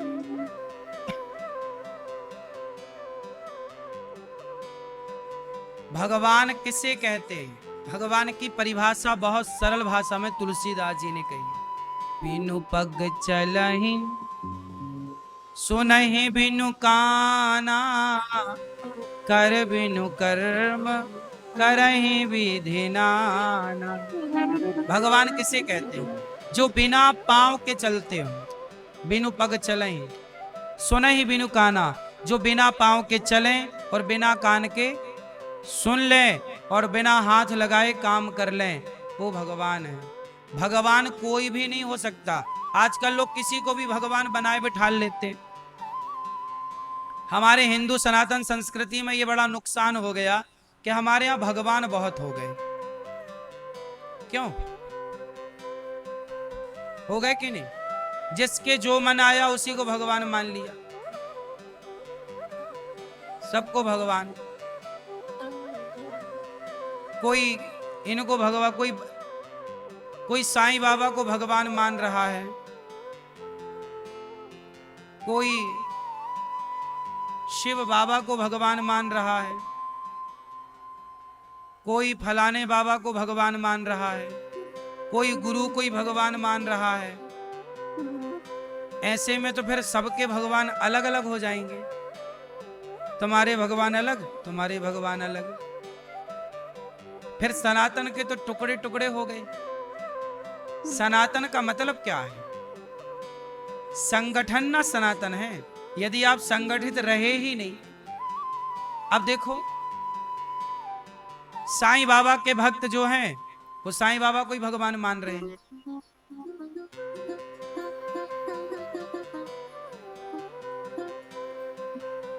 ब्रह्म कुमारी वाले, उनके अलग ही भगवान हैं, शिव बाबा। उनके अपने, सबने अपने अपने भगवान लॉन्च कर दिए। सबके अपने अपने भगवान हैं। लेकिन आपको एक बात बताएं कि भगवान एक है, एक। उन एक का नाम है भगवान श्रीमन नारायण। वही नारायण जरूरत पड़ने पर राम बनकर आ जाते हैं, कृष्ण बनकर आ जाते हैं, नरसिंह बनकर आ जाते हैं, वामन बनकर आ जाते हैं। तो भगवान एक है, एक ब्रह्म, एको ब्रह्म द्वितीयो नास्ति। अब ऐसे तो फिर देखो, आज साईं बाबा को कोई ने भगवान मान लिया, कल कोई दूसरा बाबा आएगा उसे भगवान मान लिया जाएगा, फिर तीसरा बाबा आएगा उसे भगवान मान लिया जाएगा, फिर तो ऐसे ढेर भगवान हो जाएंगे। इसलिए भगवान किसे कहते हैं, ये परिभाषा हमने आपको इसलिए पूछी कि आपको पता होनी चाहिए, डेफिनेशन तो पता हो, कि हमें ये तो पता हो कि भाई कहते किसे हैं। जैसे कोई भी प्रधानमंत्री हो सकता है क्या इस देश में? लिख, आप भी अपने घर के बाहर लिख लो नेम प्लेट पर, प्रधानमंत्री जी का आवास। आप भी लिख लो प्रधान, आप भी बन जाओ प्रधानमंत्री। क्या इस देश में प्रधानमंत्री बन जाना लीगल है? मतलब कोई दूसरा बन जाए तो उसे बंदी बना लिया जाएगा कि नहीं? फर्जी करार दे दिया जाएगा, 420 का केस लग जाएगा। भाई तुम प्रधानमंत्री कैसे हो गए? कोई भी प्रधानमंत्री हो सकता है क्या? अब कोई भी लिख जाए, कोई भी लिखने लग जाए जी मैं राष्ट्रपति हूं, सेना मेरी बात माने, मेरे आदेश का पालन हो, क्या कोई भी राष्ट्रपति हो सकता है? जब कोई भी राष्ट्रपति नहीं हो सकता, कोई भी प्रधानमंत्री नहीं हो सकता, प्रधानमंत्री एक ही हो सकता है, तो फिर भगवान भी एक ही तो है भैया। कोई भी भगवान कैसे हो सकता है? कोई भी भगवान कैसे हो सकता है ये बताओ। यदि सब भगवान हो गए, सब प्रधानमंत्री हो गए, तो फिर प्रधानमंत्री का मूल अर्थ क्या रह जाएगा? वैल्यू क्या रह जाएगी? कीमत क्या रह जाएगी? बोलो। इसलिए सब भगवान के भक्त हो सकते हैं। सोचिए शंकर जी कौन है? शंकर जी को भी हम सब भगवान कहते हैं, लेकिन शंकर जी से पूछा गया कि क्या आप भगवान हैं? तो शंकर जी ने मना कर दिया, बोले मैं भगवान नहीं हूं, मैं तो भगवान का। सोचिए शंकर जी क्या बने? हनुमान। और हनुमान जी की छाती फाड़ी गई तो कौन निकला? तो हनुमान जी कौन है? राम के। शंकर जी कौन है? प्रभु के भक्त हैं। सोचिए, सबको भगवान नहीं मान सकते ना। शंकर जी भगवान हैं, पर शंकर जी अपने को भगवान नहीं कह रहे। हरि हरि और न भेदा, हरि और हर में कोई भेद नहीं है। शंकर जी और विष्णु में कोई भेद नहीं है, शंकर जी और नारायण में कोई भेद नहीं है। पर वो शंकर जी से पूछा जाए, जब भगवान श्री कृष्ण बनकर आए, भगवान नारायण ने अवतार लिया, तो भगवान शंकर बोले कि हे प्रभु, जब आप त्रेता में राम बने तब तो मैं हनुमान बन के आ गया, अब आप द्वापर में कृष्ण बने हो तो मैं क्या बनकर आऊं? तो भगवान कृष्ण बोले जो मन है बन जाओ। तब भगवान शंकर बांसुरी बनकर आए। ये जो कन्हैया के हाथ में बांसुरी है, ये साक्षात भगवान शंकर ही बांसुरी का अवतार लेकर प्रभु के पास। जब भगवान श्री कृष्ण रास रचाते हैं तो शंकर जी साड़ी पहन कर आते हैं। बोलो हाँ कि ना? फिर शंकर जी कहते हैं काशी में कोई मरता है तो उसकी मुक्ति होती है। अच्छा बताओ, मुक्ति देने की सामर्थ्य किसके पास? मोक्ष कौन दे सकता है? क्या इंद्र मोक्ष दे सकते हैं? इंद्र देवता है और देवताओं का पावर सीमित होता है, इंद्र कभी मोक्ष नहीं दे सकते। शनि देवता, कोई भी देवता मोक्ष नहीं दे सकता। इसलिए गोस्वामी जी क्या कह रहे हैं? और देवता चित्त न धरई, देवताओं को चित्त पर धरने की जरूरत। देवता ऐसे होते हैं कि जब तक इनकी पूजा करोगे तब तक ये खुश रहेंगे, और पूजा बंद कर दोगे तो ये दुष्परिणाम देने लग जाएंगे। कैसे? उदाहरण से समझो। भगवान श्री कृष्ण के पिता नंद बाबा हर साल इंद्र की पूजा करते थे। हर साल इंद्र की पूजा करते, पर एक साल भगवान श्री कृष्ण बोले कि इंद्र की पूजा ना करो, गिरिराज जी की पूजा करो। और जब भगवान श्री कृष्ण ने इंद्र की पूजा बंद कराई और गिरिराज जी की पूजा बंद कराई, तो इंद्र को आ गया गुस्सा। भाई इंद्र को यह तो सोचना चाहिए था कि हर साल हमारी पूजा करते आए हैं, इस साल नहीं किए तो कोई बात नहीं। तो इंद्र ने कहा कि ब्रजमंडल को डुबा दो, क्योंकि हमारी पूजा नहीं की। ये है देवता। देवताओं की जब पूजा करोगे तब खुश, और नहीं करोगे तो कहेंगे डुबा दो इनको।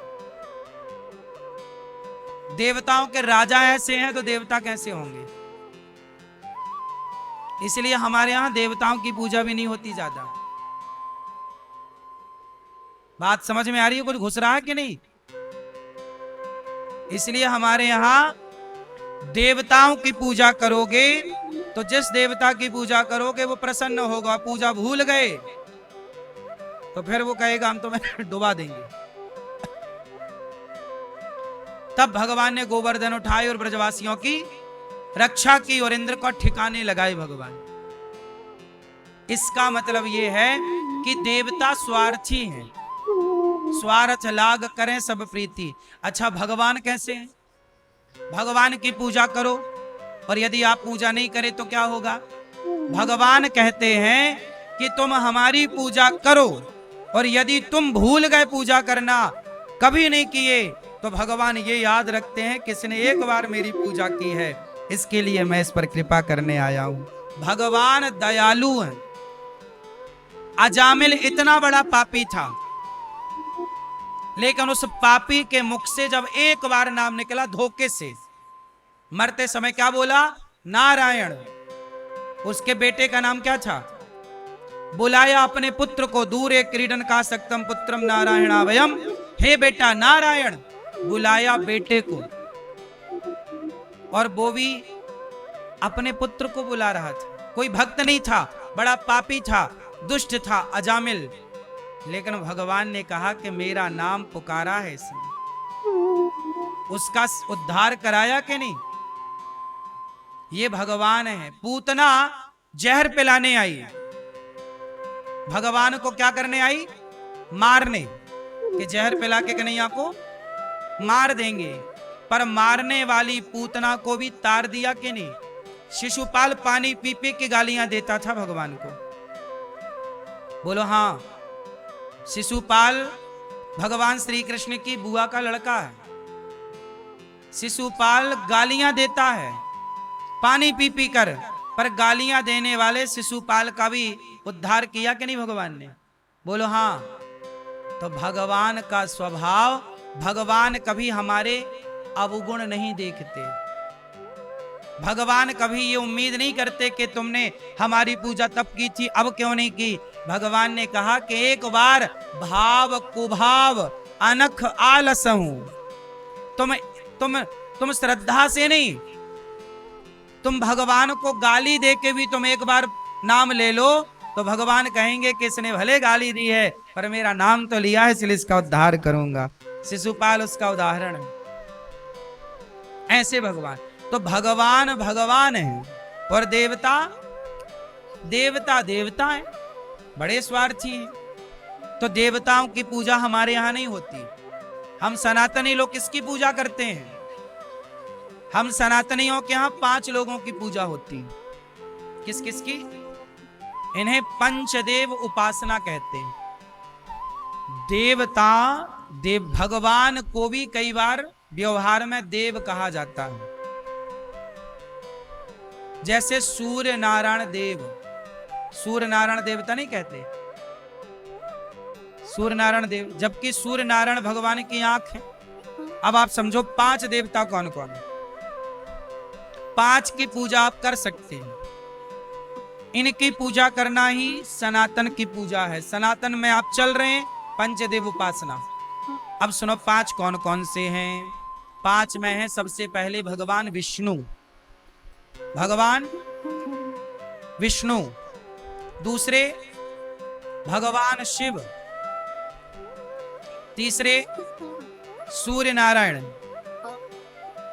सूर्य नारायण। चौथे गणेश जी। और पांचवी दुर्गा शक्ति। अब शक्ति में 52 शक्ति पीठ आ गई। मां भगवती के रूप जितने भी हैं वो सब आ गए। यदि आप कामाख्या मां भगवती, केला मां, दुर्गा मां, शारदा मां और मां की उपासना कर रहे, वैष्णवी मैया, वैष्णवी मां, यदि मां की उपासना कर रहे हैं, राधा रानी की उपासना है, लक्ष्मी जी की उपासना है, सही है आप। सूर्य भगवान के उपासक हैं, आप सही हैं। आप शिव जी के उपासक हैं, मतलब सही है। आप भगवान विष्णु, विष्णु का मतलब भगवान के 24 अवतार आ गए।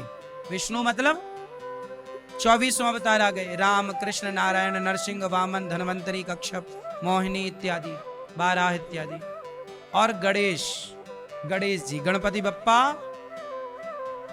ये 5 पूजा है हमारे सनातन में। कोई शंकर जी का पुजारी है तो शंकर जी के फिर 12 ज्योतिर्लिंग आ गए, आप सही हैं।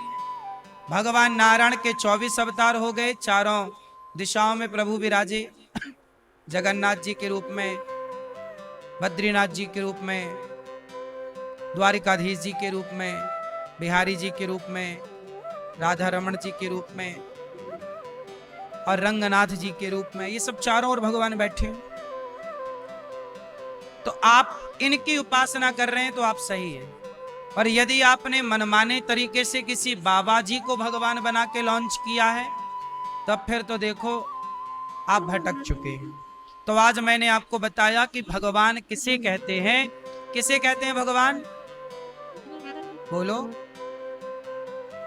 जिनके पांव लक्ष्मी जी दबाएं। अब और सरल परिभाषा सुनो भगवान की। कोई आपसे पूछे कि भगवान किसे कहते हैं, तो जिनके चरण लक्ष्मी जी दबाएं उन्हें आप भगवान कहिए। एक लाइन में व्याख्या हो गई। जिनके पांव लक्ष्मी जी दबाएं वो कौन? अब इतना समझ लो। अब बताओ, लक्ष्मी जी पांव दबा रही हैं किसके? भगवान श्रीमन नारायण के चरण लक्ष्मी जी दबा रही। वही लक्ष्मी जी त्रेता में सीता बनी और वही नारायण त्रेता में राम बने, सीताराम। वही राधा बनी लक्ष्मी और वही कृष्ण बने नारायण। तो ये 24 अवतार के अंतर्गत है। अब हमारे हिंदू सनातन संस्कृति में जिसे जो मन आ रहा है वो भगवान अपने अपने लॉन्च किए जा रहा है। कोई कबीरदास जी कोई भगवान मान के कबीर पंथ पूजा करने लग गए, जबकि कबीरदास जी खुद कह रहे हैं कि कबीरा सब जग निर्धना, धनवंता नहीं कोई, धनवंता सोई जानिए जिखे राम नाम धन होए। कबीरदास जी रामानंदाचार्य जी के शिष्य हैं। कबीरदास जी खुद राम के पुजारी हैं।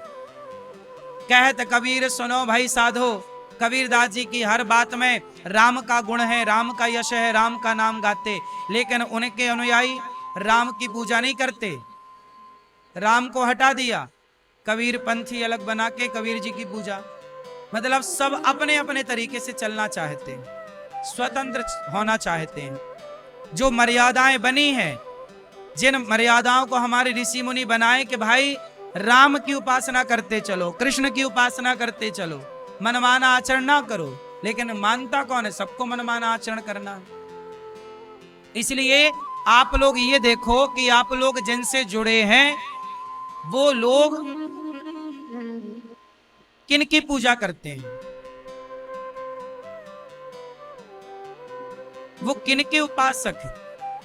अब गौरी गोपाल आश्रम में देखोगे तो भगवान नारायण विराजे हैं कि नहीं? एक तरफ राधा कृष्ण भगवान और दूसरी तरफ सीता रामचंद्र भगवान विराजे हैं कि नहीं? यही सनातन की मूल परंपरा है, राम कृष्ण नारायण। भारत के पूरे कोने कोने में यही राम कृष्ण नारायण ही मिलेंगे आपको, हाँ या ना? यही नारायण विष्णु, विष्णु विष्णु सर्वगुण। कोई भी यज्ञ होता है, कोई भी जब यज्ञ होता है तो जो संकल्प होता है, कोई भी पूजा हिंदू पूजा करेगा तो संकल्प होता है ना, बोलो हाँ। पानी डाल के, कुसा डाल के, सुपारी रख के और दक्षिणा रख के और जब संकल्प चावल रख के जब होता है तो संकल्प होता है ना। वो संकल्प में सबसे पहले क्या बोला जाता है? विष्णु विष्णु विष्णु 3 बार विष्णु उच्चारण किया जाता है। क्यों? चाहे शंकर जी का यज्ञ हो, चाहे विष्णु जी का यज्ञ हो, चाहे राम जी का, कोई भी भारत में कहीं भी यज्ञ होगा, शिव यज्ञ हो, सतचंडी हो, दुर्गा मैया की उपासना हो, पर संकल्प में विष्णु विष्णु ही बोला जाएगा। बोलो हाँ। यही प्राचीन भारत की परंपराएं हैं। अब मैं बात कर रहा था मोक्ष की। अब बता, मोक्ष देने का अधिकारी कौन है? क्या देवता मोक्ष दे सकते हैं? बोलो तो बताओ, मोक्ष कौन दे सकता है? काशी में लोग मरते हैं तो कहा जाता है कि उन्हें मोक्ष मिल जाता है। तो बताओ, काशी में मरने वाले को मोक्ष कैसे मिलता है? शंकर जी मोक्ष देते हैं कि नहीं? उत्तर दो, उत्तर दो। कैसे देते हैं शंकर जी मोक्ष? रामचरितमानस पढ़ते हो? मैया मैया भैया जा रहे हो? टाटा। गुस्सा तो नहीं हो गए? अच्छा बताओ, शंकर जी मोक्ष देते हैं तो किसके बल पर देते हैं? एक चौपाई बोल रहा हूं, ध्यान से सुनना, रामचरितमानस में लिखी है, पढ़ लेना। चौपाई बोल रहा हूं, अर्थ करना आप। जासु नाम बल, बोलो जासु नाम बल, शंकर काशी, देत सबहि सम गति अविनाशी। अर्थ है, जन्म जन्म मुनि जतन कराई, अंतराम कही आवत नाही। काशी में जब कोई मरता है तो कहते हैं कि शंकर जी उसके कान में आकर राम मंत्र बोलते हैं। कौन सा मंत्र बोलते हैं? जब तक शंकर जी कान में राम मंत्र नहीं बोलते तब तक काशी में मरने वाले की मुक्ति, तो काशी में भी मरने वाला तब ही मुक्त होता है जब शिव की वाणी से राम का उच्चारण होता है। ये है। तो अब आपको एक क्लियर समझना है कि मोक्ष देने का अधिकार केवल भगवान श्रीमन नारायण का है। भगवान किसे कहते हैं? जो मोक्ष दे सके, जिनके चरण लक्ष्मी जी दबाएं, वो भगवान है। वो भगवान जो ब्रह्मा को प्रकट करते हैं। नारायण की नाभि से क्या निकला? क्या? कमल। कमल में कौन प्रकट हुआ? ब्रह्मा जी की भ्रकुटी से शिव जी प्रकट भये। भगवान नारायण ब्रह्मा, विष्णु और महेश को प्रकट करते हैं भगवान नारायण। और भगवान नारायण सृष्टि को ब्रह्मा विष्णु महेश के हवाले करते हैं कि आप चलाओ। ऐसी तमाम सृष्टियां बनाना और बिगाड़ना ये भगवान नारायण का रोज का खेल है। मूल तत्व भगवान श्रीमन नारायण, वही शिव। शंकर जी के आराध्य कौन है? भगवान नारायण। इसलिए सनातनी लोग बड़े कंफ्यूज हो गए। हम ये सारी बातें इसलिए बताएं कि आप लोग किसी को भी भगवान मान लेते हो। अब देखो ना, किसी के ने चार खील ठोक दी, एक हाथ में, एक दूसरे हाथ में और 2 पांव में, तो लोगों को लगा ये भगवान है। बोले जिंदा है ये खील ठोकने के बाद भी? नहीं। हमारे, आप समझ रहे हैं, खील ठोकने के बाद भी जिंदा है। पर हमारे भीष्म पितामह के जो सैकड़ों खील ठुक गई आर पार, और फिर भी जिंदा है। भीष्म पितामह के बाणों से शरीर छलनी हो गया कि नहीं? फिर भी जिंदा थे। वो भीष्म पितामह सैकड़ों बाण चुभे हैं, आर पार हैं, फिर भी जिंदा है, हम उन्हें भी भगवान नहीं मानते, उन्हें भी भक्त मानते हैं, पितामह को। हमारे यहाँ भगवान सबको नहीं माना जाएगा कि 4 खील ठोक गई भगवान, थोड़ा चमत्कार दिखा दो भगवान, चमत्कार। कोई ने जादू से दिया जला दिया, अरे ये तो भगवान है, देखो दिया जला दिए। ये तो जादूगर भी कर सकता है। और उस जमाने में तो कैमरा वैमरा भी नहीं था, तो जादूगरों को आप भगवान मान लोगे? फिर जादूगर तो तुम्हारे सामने एक लड़के को जाल में बांधता है और कपड़ा डालता, कपड़ा हटाता है तो जाल के अंदर कबूतर आ जाते हैं। मैंने खुद देखा जादू। तो आप क्या सोचोगे, यार तो भगवान है, आदमी को गायब कर दिया, कबूतर बना दिया। यदि तुम्हें जादूगरों को भगवान मानना है तो फिर तुम्हारे बहुत भगवान होंगे, फिर हर जादूगर भगवान है। हुआ यही, सनातन का नाम बिगाड़ कैसे हुआ कि यहां पर जो कला दिखाए जादूगर बन जाए, लोग उसी को भगवान मान लेते हैं। चमत्कार। अब बताओ, हनुमान जी पहाड़ उठा लेते हैं, एक हाथ से ना उठा के ले आए लक्ष्मण जी के लिए, समुद्र को छलांग मार के पार कर गए। हनुमान जी इतने बड़े हैं, सूर्य भगवान के शिष्य हैं। हनुमान जी जैसा बल किसके पास होगा? आज बताओ, किसके पास इतना बल है? किस बाबा, किस गुरु घंटाल के पास? किसी के पास नहीं है। लेकिन वो हनुमान जी को हम लोग क्या बोलते हैं? ये राम जी के बोलो भक्त हैं। भगवान की उपाधि, भगवान की तुलना तो हनुमान जी को भी नहीं मिली। बोलो फिर सनातन समझो। ऐसे किसी को भी भगवान मान लेने से ना अपराध हो जाता है। जैसे आप किसी को भी पति मान लो तो ये पुण्य है कि पाप है? अरे ये हमारा पति है, बहुत सुंदर है, आओ ये भी हमारा, ये भी हमारा पति, आओ। ऐसे थोड़ी होता मेरी माँ कि जो मिला उसे पति मान, ये भी भगवान, ये भी भगवान, ये भी भगवान। क्यों? तुमने बाजार लगा ली। भगवान इतने सारे नहीं होते, एक तत्व है नारायण। उन्हीं को विष्णु कहते हैं, उन्हीं को राम कहते हैं, उन्हीं को कृष्ण कहते हैं। किस किस को समझ में आ गई बात? आई? क्या समझ में आया? मोक्ष देने का अधिकार किसके पास है? मुक्ति कौन दे सकता है? केवल भगवान श्रीमन नारायण। लक्ष्मी जी किसके पांव दबाती है? क्या और किसी के पांव दबा सकती हैं?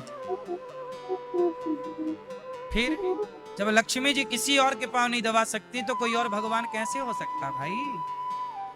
हम सब शंकर जी, हनुमान जी क्या कहते हैं? शंकर जी राम को क्या मानते हैं?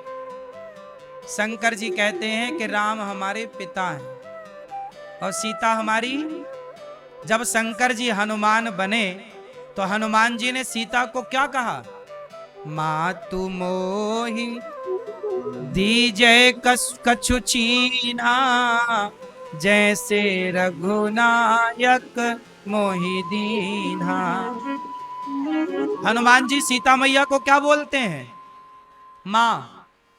बोलो हाँ कि ना? मैया, मैया तुम कहाँ चली?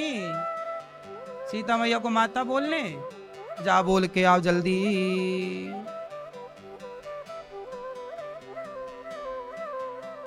तो सीता मैया को क्या बोलते हैं हनुमान जी? माँ। सच्चाई यही है कि सीता माता जगत जननी है। श्री राधा रानी ही जगत जन, वही जगत की, लक्ष्मी जी ही जगत की माता है और भगवान श्रीमन नारायण ही जगत के। अच्छा आप बोलते हो मात पिता तुम मेरे, शरण गहूं मैं किसकी? स्वामी शरण गहूँ मैं मैं किसकी तुम बिन और ना दूजा, आश करूं मैं किसकी। ओम जय जग। जगदीश हरे। ये जगदीश कौन है? ओम जय जगदीश। ये जगदीश कौन है? हाँ, जो जगत के ईश है वही जगदीश है। जगत के भगवान को जगदीश कहते हैं। तो जगत के ये आरती किसके लिए गाई जाती है? हैं? ये आरती भगवान विष्णु जी के लिए, भगवान नारायण के लिए। तो जगदीश वही है, उनके लिए ना बोला गया मात पिता तुम मेरे, शरण गहूं मैं किसकी। आपने शिव जी की आरती सुनी होगी, उसमें आया है, शिव जी की आरती जब आप गाते हैं ना, ओम जय शिव ओंकारा स्वामी हर शिव ओंकारा। जब शिव जी की आरती आप गाते हैं तो ब्रह्मा विष्णु सदा शिव अर्धांगिनी धारा। ओम जय शिव ओंकारा। फिर आप क्या गाते हैं? शिव जी की आरती में आप गाते हैं कि हे प्रभु, ओम प्रणवाक्षर के मध्य ये तीनों एका। गाते हो? आप गाते हो ब्रह्मा विष्णु सदा शिव जानत अविवेका, स्वामी जानत विवेका। प्रणवाक्षर के मध्य ओमकार।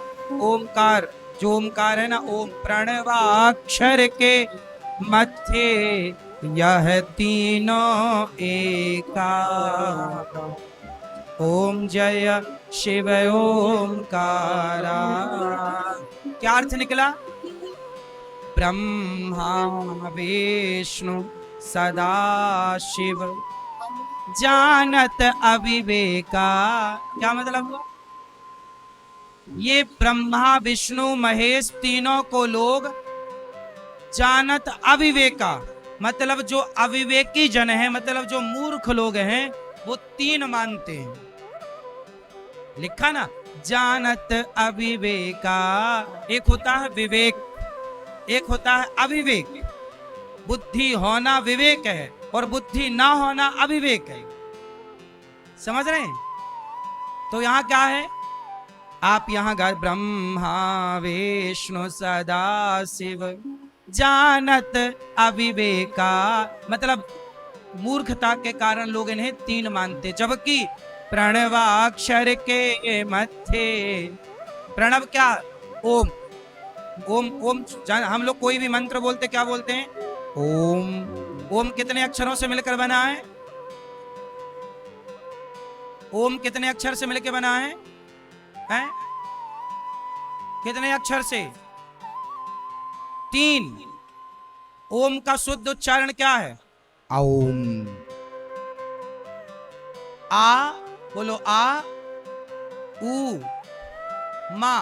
अब तीनों को बोलना ओम ओम, आ ऊ ओम। तीनों उच्चारण होने चाहिए, आ ऊ मा। आ बोलो, आ ऊ मा, तीनों को जोड़ा तो क्या उच्चारण बना? ओम ओम ओम। ये उच्चारण शुद्ध है, ओम। तो ये जो तीन है ना, तो प्रणवाक्षर के मध्य ये तीनों एका। ओम में 3 अक्षर हैं, आ ऊ मा, तो यही ओम बोल देना, मतलब ब्रह्मा विष्णु महेश तीनों को प्रणाम कर लेना है। तीनों समाये हैं प्रणव में, यही है ओम। इसलिए हमारे यहाँ ओम की बड़ी महिमा है। आप लोग कोई भी नया घर बनाते हो तो घर में स्वास्तिक भी बनाते हो, श्री भी बनाते हो और ओम भी बनाते हो। बोलो हाँ। हमारे हर मंदिरों में ओम है, ओमकार कहते हैं। हमारे यहाँ शिव जी 12 ज्योतिर्लिंग में नर्मदा जी के किनारे एक ज्योतिर्लिंग बैठे कहाँ है? ओमकारेश्वर में। एक पूरा पर्वत है ओम के आकार का। बोलो हाँ, है कि नहीं? ओमकारेश्वर कहते हैं उन्हें। समझ में आई?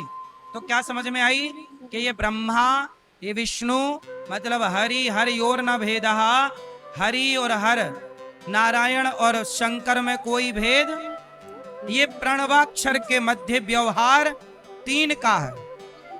सृष्टि उत्पन्न करनी है तो ब्रह्मा, पालन करना है तो विष्णु, संहार करना तो शिव, ये व्यवस्था करनी पड़ेगी।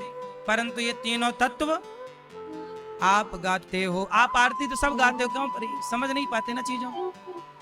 समझ में आ रही है बात?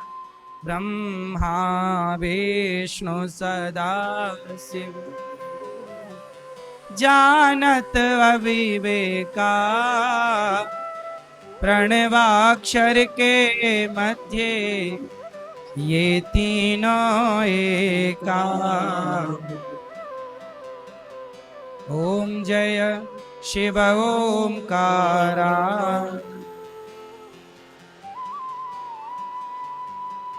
तो आप लोग समझो इन छोटी छोटी बातों को। छोटी छोटी बातों को ना समझने के कारण बहुत बड़ा कंफ्यूजन पैदा हो जाता सनातन में कि भाई भगवान, सनातन में तो इतने सारे भगवान हैं, ऐसा लोग मान लेते हैं अज्ञानवश। जबकि कोई ऐसी कंफ्यूजन है नहीं हमारे यहाँ, लेकिन अब जो नहीं जानता कुछ भी उसको तो है ही है। क्यों जी? बात समझ में आई?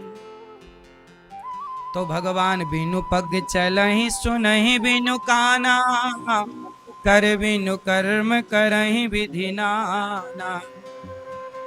राम अतर्क बुद्धि मन बानी, मत हमार अस सुनहि सयानी। जब जब होय धर्म की हानि, बाढ़हि असुर अधम अभिमानी। तब तब धरे प्रभु विविध शरीरा। पार्वती जी से शंकर जी कहते हैं, देवी जब जब धर्म की हानि होती है तब तब भगवान अवतार लेते हैं।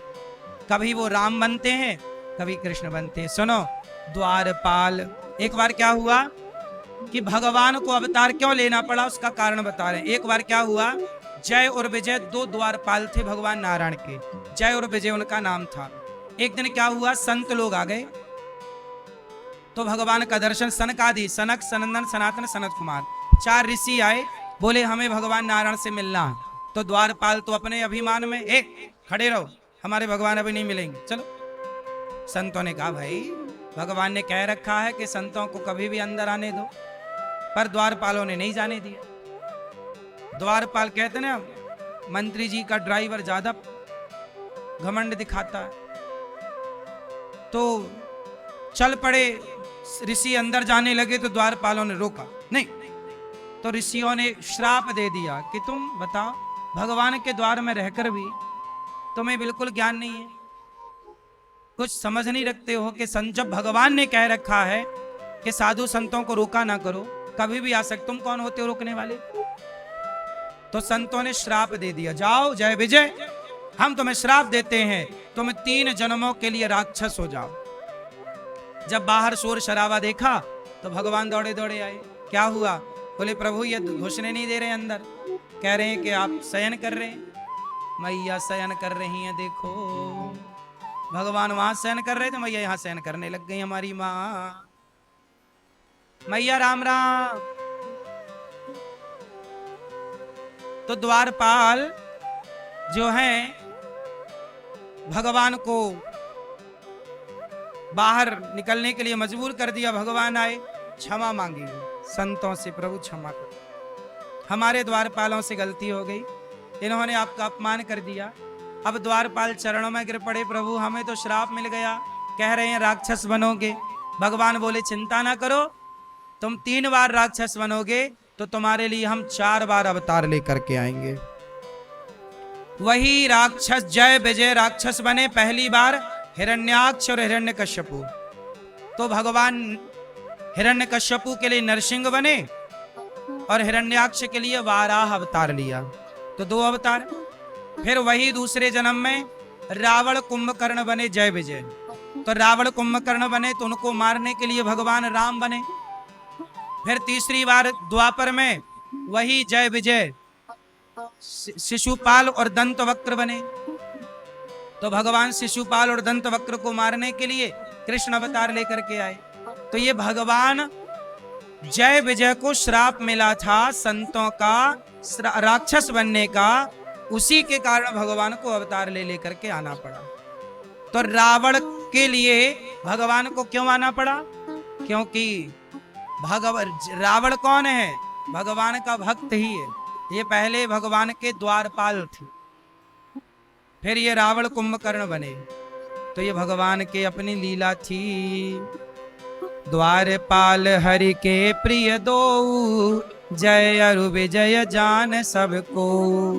विप्र श्राप ते दूनौ भाई, तामस असुर देह तिन पाई। ये सब राक्षस बने, राम जी ने हिरण का उद्धार। तो एक बार राम को जय विजय के कारण प्रभु को राम बनकर आना। फिर एक बार कश्यप अदिति तहा पितु माता, दशरथ कौशल्या विख्याता। एक कल्प यही विधि अवतारा, चरित पवित्र किए संसारा। कश्यप और अदिति, एक बार कश्यप और अदिति माता ने तपस्या की और यही कश्यप अदिति कौशल्या और दशरथ बने। इन्होंने भगवान से वरदान मांगा कि आप हमारे पुत्र बनकर आओ। तो भक्त यदि ये वरदान चाहता है, अच्छा एक काम करो, आप तपस्या करो घोर और कहो कि हे नारायण, हे प्रभु, हम आपको पुत्र रूप में चाहते हैं। तो बताओ भगवान को आपको पुत्र बनकर के आना पड़ेगा कि नहीं? तो एक बार की पूरी लीला तुम्हारे लिए सेट करनी पड़ेगी। तो जो जो भक्त भगवान को इस रूप से पुकारे भजे, उनके लिए भगवान आए। तो कश्यप अदिति के लिए एक बार भगवान आए राम बनकर। तो राम जन्म के हेतु बने का भगवान राम की लीला तो वही है, पर बार बार राम आते हैं, बार बार लीला करते हैं। कोई एक बार राम थोड़ी आए, कई रावण हैं, कई रावणों की कथा है, अभी आप सुनेंगे आगे। तो एक कल्प, देखो कल्प कल्प की बातें हैं। एक बार कश्यप अदिति के लिए भगवान को आना पड़ा और एक बार तो गजब हुआ, नारद श्राप। ये शंकर जी समझा रहे हैं माता पार्वती, सुनो। एक बार आपके गुरुजी ने श्राप दे दिया था भगवान को, तब उन्हें राम बन के आना पड़ा।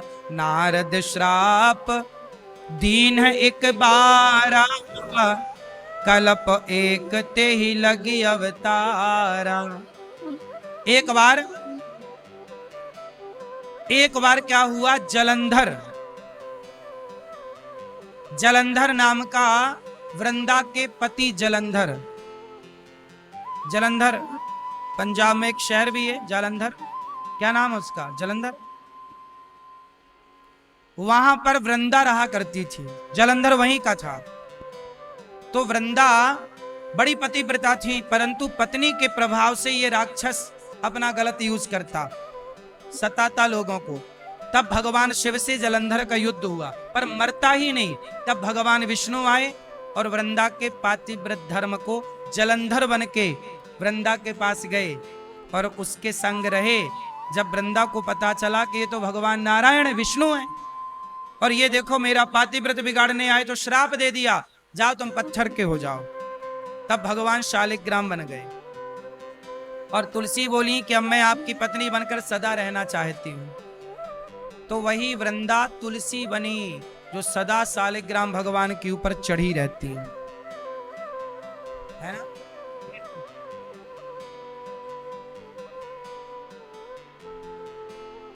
शालिग्राम भगवान के ऊपर कौन चढ़ता? तुलसी महारानी। ये तुलसी कौन है?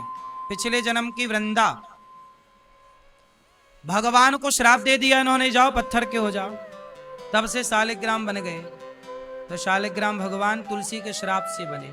इसलिए सभी सनातनियों के घर में शालिग्राम भगवान तो होने ही चाहिए। शालिग्राम भगवान आपके घर में नहीं है मतलब आपका घर घर नहीं। आपके घर में तुलसी नहीं है, शालिग्राम जी नहीं है और गौ माता नहीं है, तो आपका घर शमशान है। वह घर घर नहीं है, हैं? गौ माता नहीं है, चलो होनी चाहिए। तुलसी तो होनी चाहिए, या तो तुलसी हो या तो तीनों हो तो बढ़िया है, पर तीन नहीं है तो कम से कम तुलसी और शालिग्राम जी तो हो। आजकल लोगों ने मंदिर में प्लास्टिक के भगवान जी रखने का युग प्रचलन चल रहा। फाइबर के भगवान, गोपाल जी फाइबर के, मैया है वो फाइबर के ठाकुर। अरे भगवान क्या हो गया तुम्हारी अक्कल को? जो मंदिर में पूजा की जाती है तो धातु के ठाकुर गोपाल जी होने चाहिए।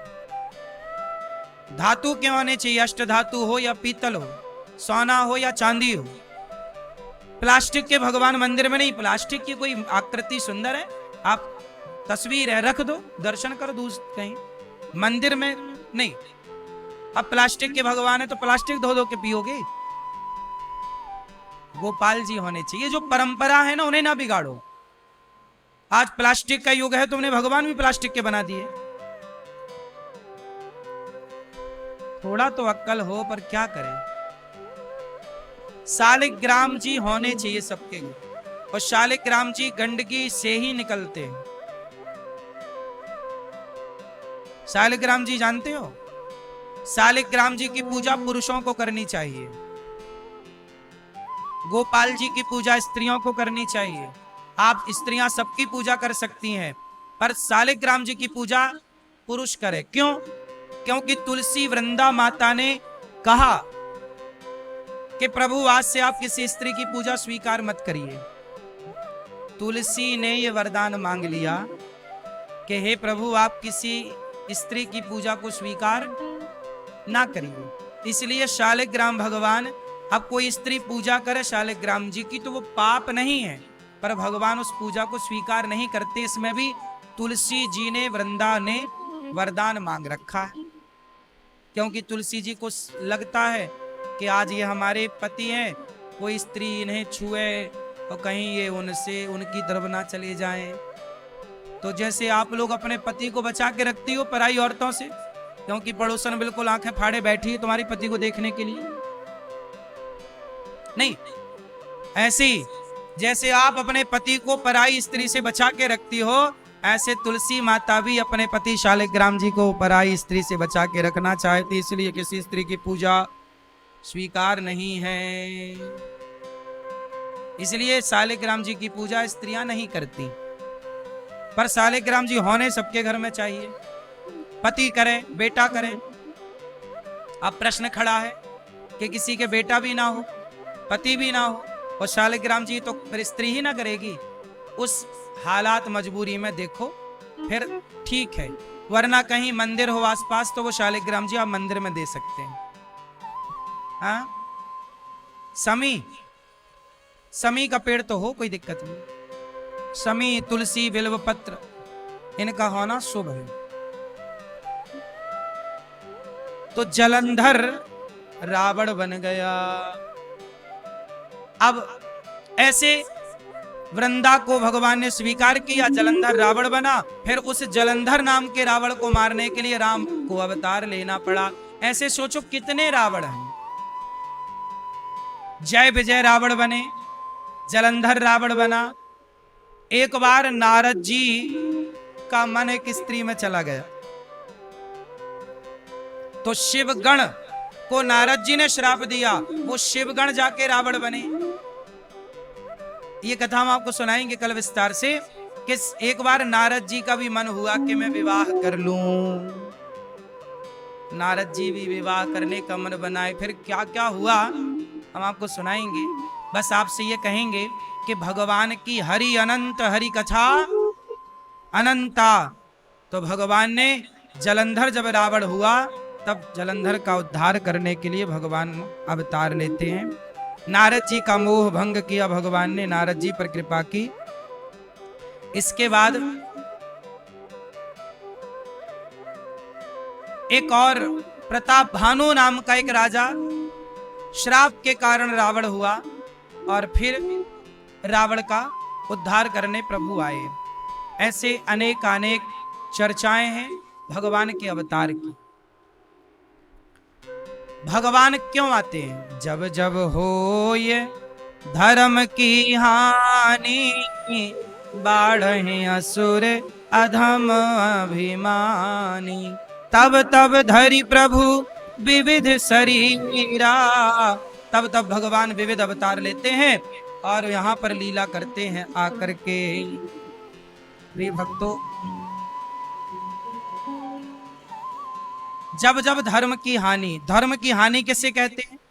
मां नहीं मात, पिता नहीं देवा, साधुन सन करवा वही सेवा। कलयुग आएगा तो कलयुग में क्या होगा? मां नहीं मात। कलयुग के लोग अपने माँ बाप को नहीं मानते, माँ बाप की पूजा नहीं करते, माँ बाप का आदर नहीं करते, सम्मान नहीं करते। जब माँ बाप का आदर नहीं करोगे तो यही तो धर्म की हानि है। इसलिए खूब माँ बाप का आदर करो, माँ बाप की सेवा करो, संतों का सम्मान करो। आजकल साधु संतों का सम्मान नहीं करते लोग। साधु संतों को लोग ढोंगी, पाखंडी यही बोलते हैं। बेचारे साधु संत भजन कर रहे हैं दिन भर, तो ढोंगी पाखंडी बोले जा रहे हैं।